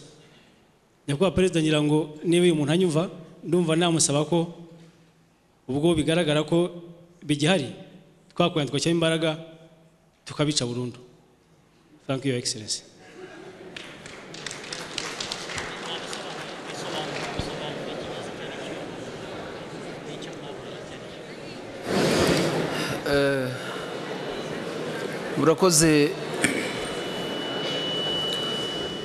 Murakoze nyakubahwa Perezida wa Repubulika. Mureke twumvikane. Murakoze nyakubahwa Perezida wa Repubulika. N'umurongo namwe ubwanyu mwatanze nyakubahwa Perezida wa Repubulika yuko umuturage ataja afatiranwa kwaka ibyangombwa byinshi nangwa se imisanzu myinshi igihe arimo ashaka ibyo amategeko amwemerera. noneho ubuyobozi nangwa se abayobozi b'inzego z'ibanze bakamubonerana, noneho bakamusaba n'ibindi, aho wenda gukoresha mobilisation kugira ngo binyure mu nzira nyazo, ahubwo bakamufatiranya ari uko aje gushaka serivisi kuri ku nzego z'ubuyobozi bw'ibanze, haba ku murenge ndetse no ku karere. Amabwiriza yaratanzwe na Minisiteri y'Ubutegetsi bw'Igihugu, ariko ntabwo tubisubiramo kenshi kugira ngo ibyo bintu bicike mu turere twose. Umuturage yabaje rero ko wa Gatsibo yavuze ko iwabo bigihari, nicyo kibazo yari yabajije, kandi Nyakubahwa Perezida wa Repubulika umurongo uri mwatanze twari twabusobanuye ku buryo bwumvikana n'abameyazi bose. Amabwiriza yaratanzwe ndetse na Minisiteri y'Ubutegetsi bw'Igihugu n'amabwiriza yaratanzwe kandi mu buryo bwanditse. Nicyo kibazo yari yabajije Nyakubahwa Perezida wa Repubulika. Twizere ko bitagihari, no kuba byarabaye ubwabyo ni ikibazo kinini, na mbere y'uko bihagarikwa ntibyari bikwiye kuba byarabaye, kuko nta nubwo ari imikorere mizima. Byaba ari ikindi kibazo kinini rero biramutse byarakomeje kandi abantu baratanze umurongo ukwiye gukurikizwa. Ubwo twibwire ko meya aho gutumiza n'uwo muntu ngo azaze we agenda bikurikirane, arebe ibikora niba ari bizima, naho uwo muntu we icyo anamushakira ntabwo nzi icyo ari cyo. Wakurikirana arebe ibikorwa niba bikorwa neza. Ikindi, Your Excellency, hari n'ikibazo cyabajijwe meya wa Gasabo. Dusoze, twihutishe dusoze, nyirango amasaha agenda arangira. Meya wa Gasabo iki? Abarimu bashya ko batarihirwa amafaranga ya Social Security Fund. Abashya gusa? Actually sina Social Security Fund na ya Rama, kuko bavugaga ko ari ayo kwivuza. Abashya? Yes, abashya. Ubwo ni education nanone? Gasabo, bavuze Gasabo. Meya wa Gasabo. Murakoze Nyakubahwa Perezida wa Repubulika. Ibyo bavuze koko niko bimeze, ariko n'abarimu bashya gusa nk'uko babivuze, abandi barimu nta kibazo bafite, ndetse n'abandi bakozi. Bikaba biterwa n'uko bategereza amezi 3 kugira ngo declaration irangire, ariko noneho abo baba bategereje bahabwa n'icyangombwa cy'agateganyo kibafasha kwivuza. Abandi barabifite, nk'uwaramutse afite ikibazo nawe twamuhaye icyo cyangombwa cy'agateganyo mu gihe y'amezi 3 arangira. Murakoze Nyakubahwa Perezida wa Repubulika.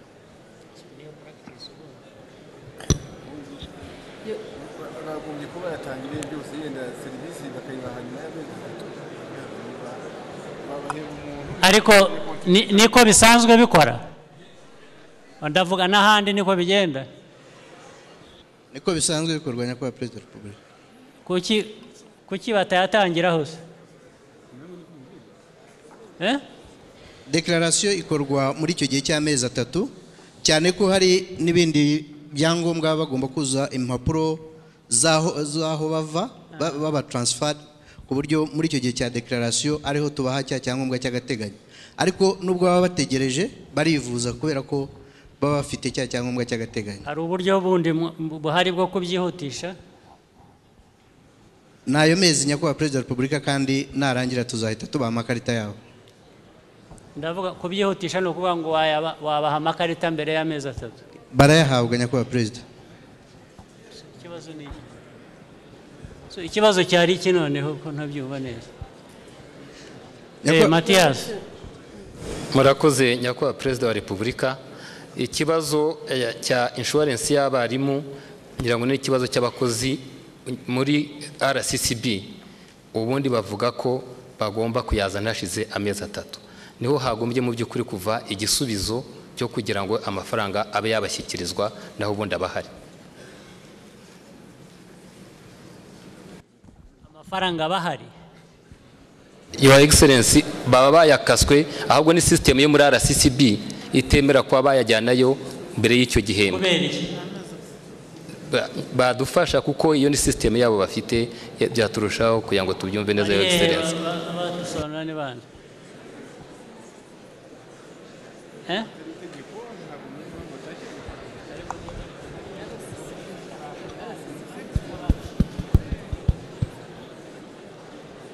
ninde wadusobanurira RCCB ari he?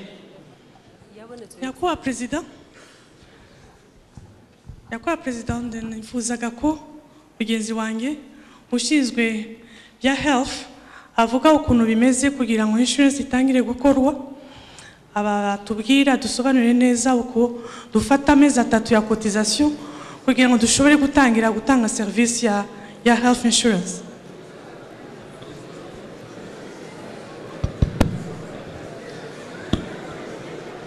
Murakoze nyakubahwa perezida wa repubulika kumpa ijambo. Ndagira ngo mbabwire ko mu itegeko rya RSSB muri skimi yo kwivuza y'ubwishingizi bw'indwara ubundi hateganijwe ko uwinjiyemo akora ikintu kijya gusa na stage y'amezi 3 ataravurwa. Buretse please ikintu gisa ni kimeze gituba. Nyakubahwa perezida bisobanure muvuge ibintu byumvikana. Nyakubahwa perezida ibyo ngibyo muri system zikora ubwishingizi ku isi ahantu henshi hari n'ubwo bashyiraho umuntu bakamubwira bati nurwara muri aya mezi 6 akurikira ntabwo tuzakuvuza. Twebwe twashyizeho bigitangira muri 2001 bashyizeho amezi 3, ariko iyo arangije iyo asohotse nk'umukozi urangije akazi kubera ko ubundi byashyiriweho abakozi ba leta, iyo avuye ku kazi atagitanga cotisation y'amezi 3 arayavurwa atishyura, arayarekupera kugira ngo yivuze igihe agishaka indi system yo kumwita. Reka nkwereke tubigere bigufi. Ahandi bashobora gutwara amezi 6, bashobora gutwara umwaka, ubwo wenda bashobora no kubisobanura impamvu zabyo. Igicyo nabajije ni impamvu z'amezi 3. Tujye ku ngingo uvuga uti impamvu ni iyi, nta kundi byagenda, tubyumve dukomeze. Murakoze nyakubahwa perezida wa repubulika, ndagira ngo mbasobanurire neza kuko kugira ngo ibyo byashyiriweho kugira ngo hagabanywe risque yuko abantu baza kwivuza mu bwishingizi barwaye, bakagira bati icyo gihe turafata risque nini cyane kuko tubafata tutagombye gukora examen yo kugira ngo tubasuzume tumenye niba batarwaye. Mureke twumvikane, ntabwo turi bwumvikane. Ufite ikibazo yaza kubaza, ariko tubanze twumve. Komeza. Hanyuma rero ibyo byatangiye niko twabigiraga, niko n'itegeko ryabiteganyaga. Dukora tugira tuti twihangane kuko nta mafaranga menshi twari dufite, tukavuga tuti umuntu namara amezi 3 akotiza nibwo azatangira kuvurwa. Ariko uko iminsi imyaka yagiye yiyongera na savings zacu zigenda zicungwa neza, byageze aho abantu bagira bati ese jewe nje ngatanga y'amezi 3 nkayitangira icyarimwe, ese siratangira kwivuza? Turavuga tuti none icyo nta kibazo, utanze amezi 3 yawe yandi washobora gutangira kwivuza icyo gihe. Ubwo rero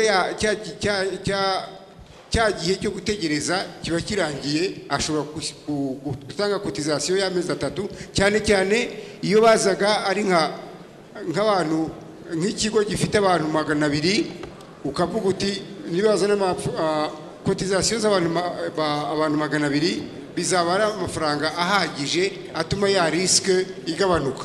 Tukabyemerera tuti bajye baza bayatange, ariko ya avantage yo kubavuza gukomeza kubavuza barangije ntabwo bayitakaza.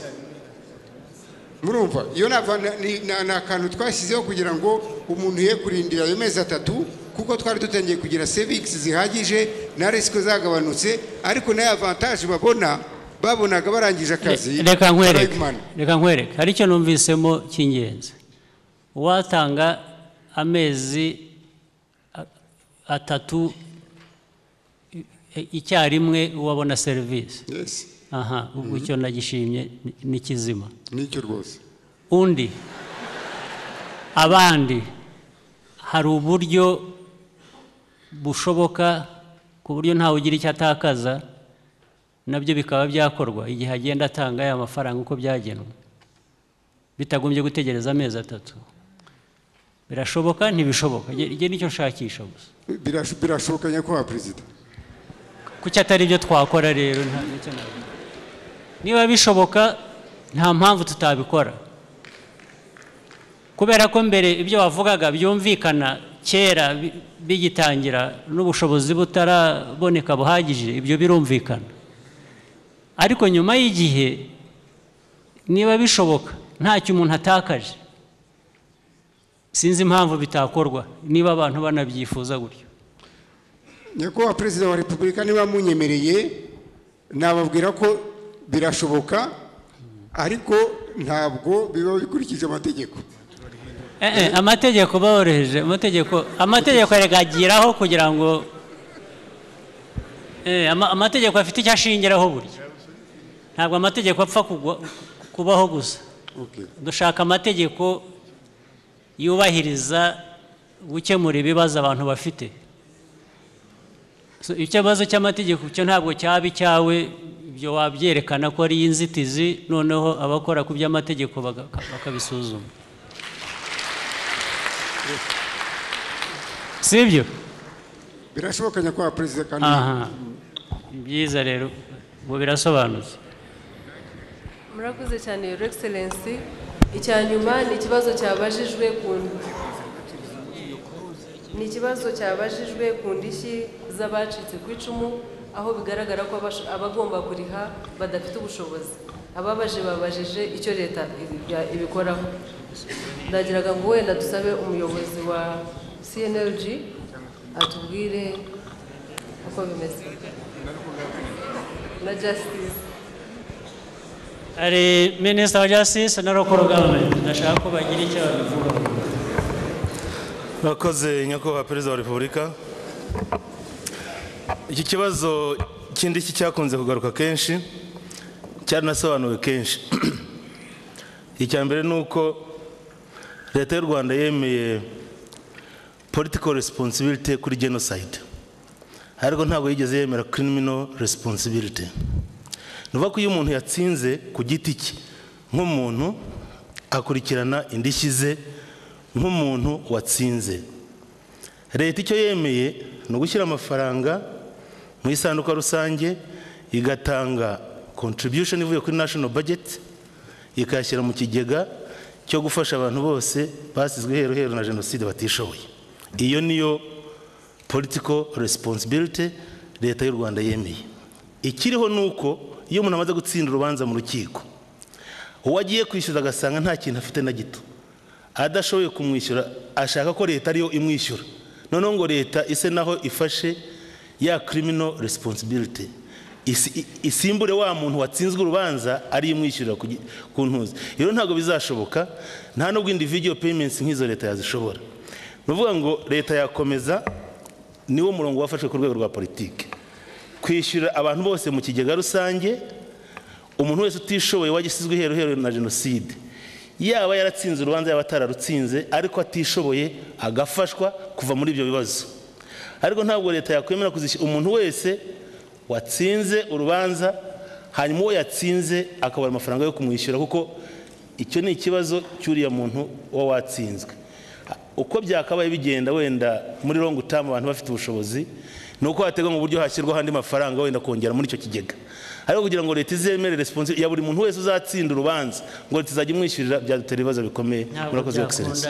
Ariko kandi ngira ngo icyo gisubizo nyine kiratangwa buri gihe, sinzi impamvu n'abakibaza bakomeza kugarura ikibazo kimwe muri ibyo. Birumvikanye ko bisobanura Minister wa Justice. Aricyo ushaka kongeraho? Gira ngo byumvikanye. Excellency, hari urubyiruko ruri muri stade babazaga niba batabaza ikibazo kimwe cyangwa bibiri. Muri stade? Yes. Mubahe na 3 cyangwa 4 nta kibazo. No!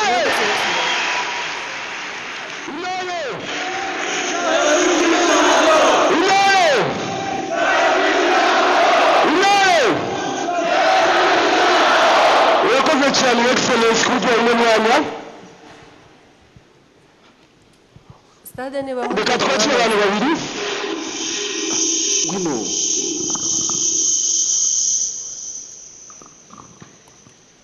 murakoze nyakubahwa perezida wa repubulika nitwa Kibayinka Rachel niga muri IPRC Kicukiro College of Technology batubwiye ko hatangiye EDPRC ya kabiri none nagira ngo mbabaze ese n'utuye dushya turimo guhangwa cyangwa se twahanzwe muri EDPRC ya kabiri tutigeze tugaragara muri EDPRC ya mbere murakoze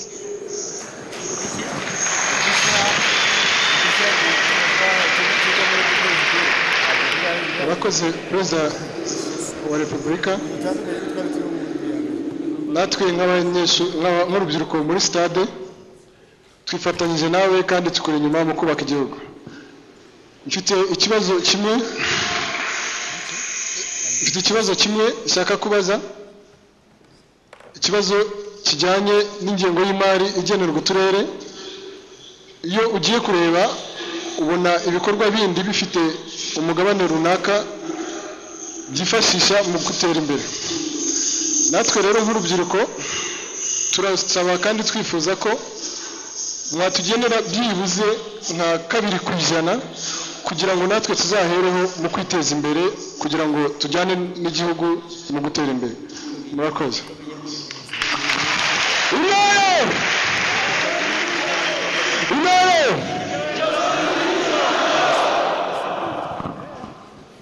murakoze excellence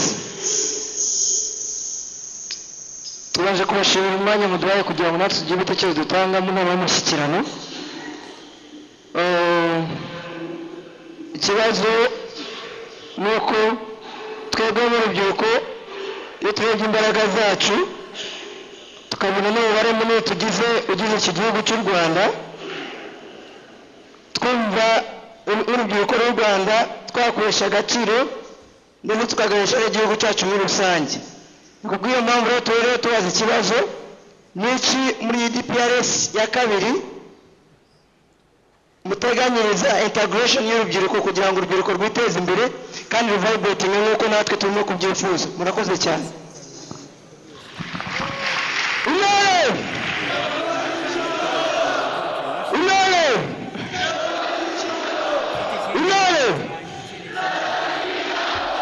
murakoze cyane stade turafata ikibazo kimwe hanyuma dusoze bararangije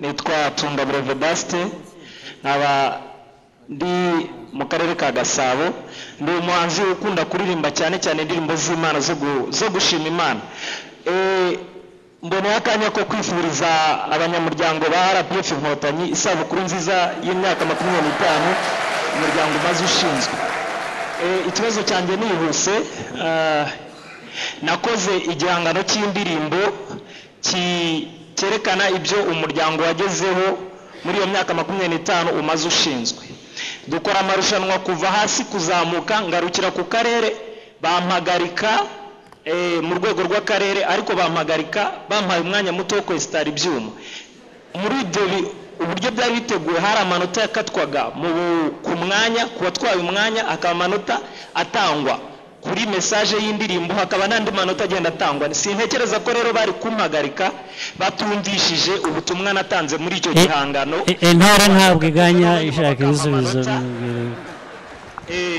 akwiranye nuko nabikoze nyakubahwa perezida wa repubulika nkaba nifuzaga ko mwamfasha icyo gihangano abanyarwanda bose bakazacyumva ngire ngo wenda mu munsi mukuru wa RPF Inkotanyi murakoze murakoze cyane abo muri stade ngira ngo nyakubahwa perezida wa repubulika minister wa finance n'uwa local government basubiza ubwo n'uwa ushinzwe ibihangano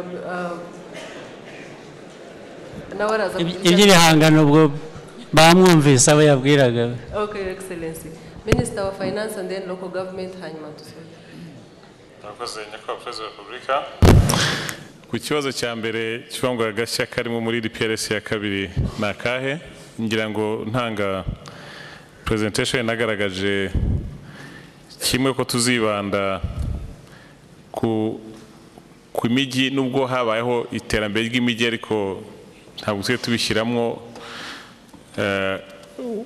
imbaraga nk'ishingiro ry'iterambere ryihuse. So ni ikintu tuzibandaho muri iyi EDPRS ya kabiri mu buryo budasanzwe. Ikindi twavuze, nubwo duteza imbere abikorera ariko twagaragaje yuko tuzarushaho kubegera nka leta, tugakoresha amafaranga amwe twagakoresha mu bikorwa bya leta bisanzwe tukayakoresha mu kubyaza cyangwa se sinzi ko leveraging private or public resources, kongera private investment. Ntabwo muri iyi DPRS ya mbere twigeze tubiha umwanya, so muri DPRS ya kabiri ni ikintu tuzarushaho gukoresha public funds kugira ngo twongere aba private sector ibyo bakora. Ikindi mu buhinzi twumva tuzarushaho kunoza ubu ngubu, ntabwo private investment mu buhinzi, nubwo abahinzi bose ari private ni abantu bikorera, ariko abashoramari mu buhinzi bakorana n'abaturage mu buryo bwihutisha iterambere ry'umusaruro n'agaciro k'imikoreshereze y'ubutaka ntabwo byakoraga neza, nabyo twumva tuzabinoza. Ariko icyo twagarutseho ni ikintu cya innovation. Ubwo twavuze ishuri rya Carnegie Mellon riri hano, tuzubakiraho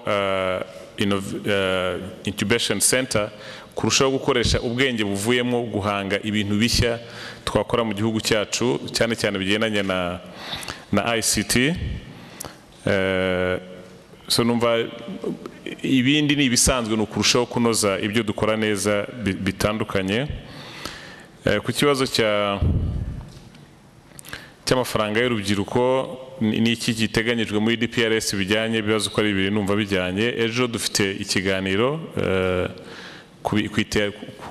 kongera kunoza imikorere, ariko noneho no kongera gushakira urubyiruko imirimo. Muri iyo gahunda yo gushakira urubyiruko imirimo niho hazagaragara ingamba zitandukanye zizafashwa kugira ngo urubyiruko rushobore kubona imirimo ku buryo bwihuse, kandi barangiza amashuri bashobora kwihangira imirimo atari ukujya ku isoko ry'umurimo gusa.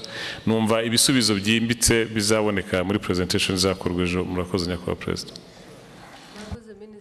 Minister Local Government bari babajije youth ngo muri budget ijya mu turere niba 20% itagenerwa ibikorwa by'urubyiruko.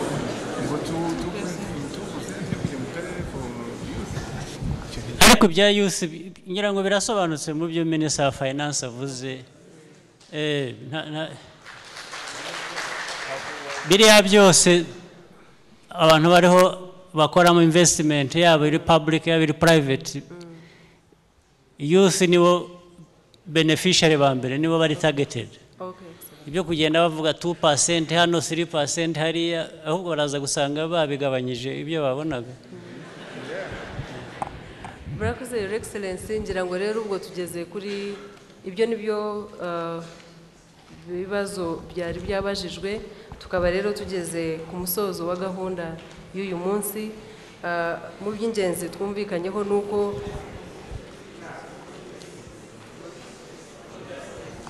iki, what is that? Hagira ufata mikoro atubwire iki ari cyo.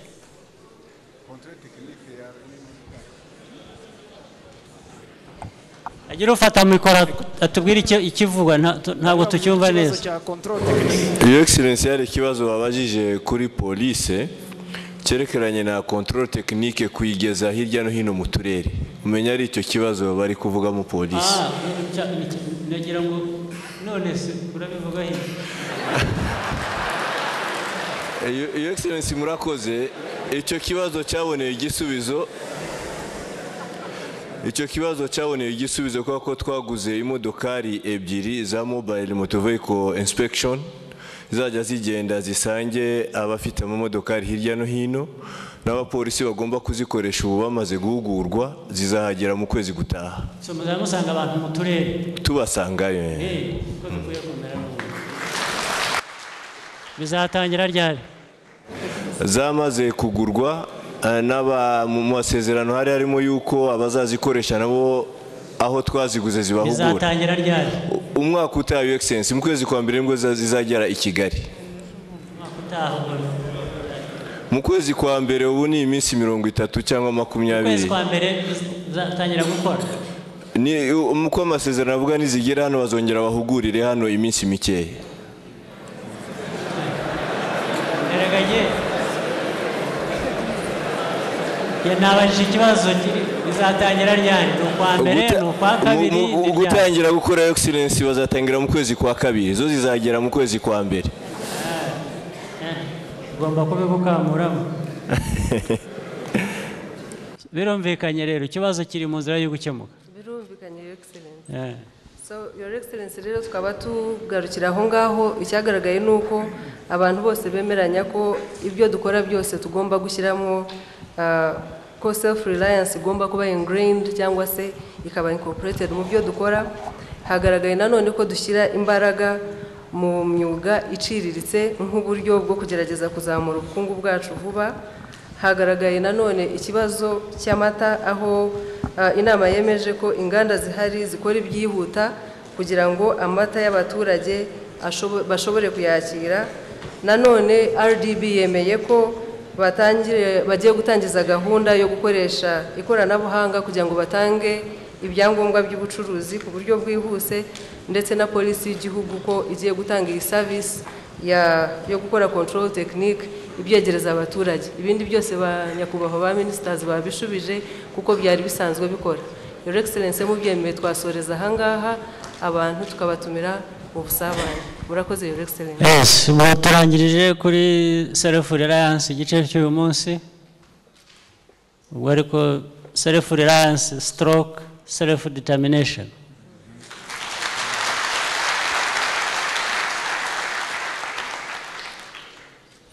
Ubusabane Your Excellency buraberaho twafata ifunguro rya saa sita.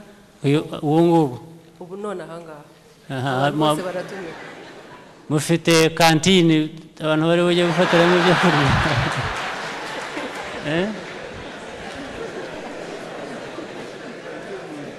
Okay. Good. Thank you, sir. Mugire umugoroba mwiza.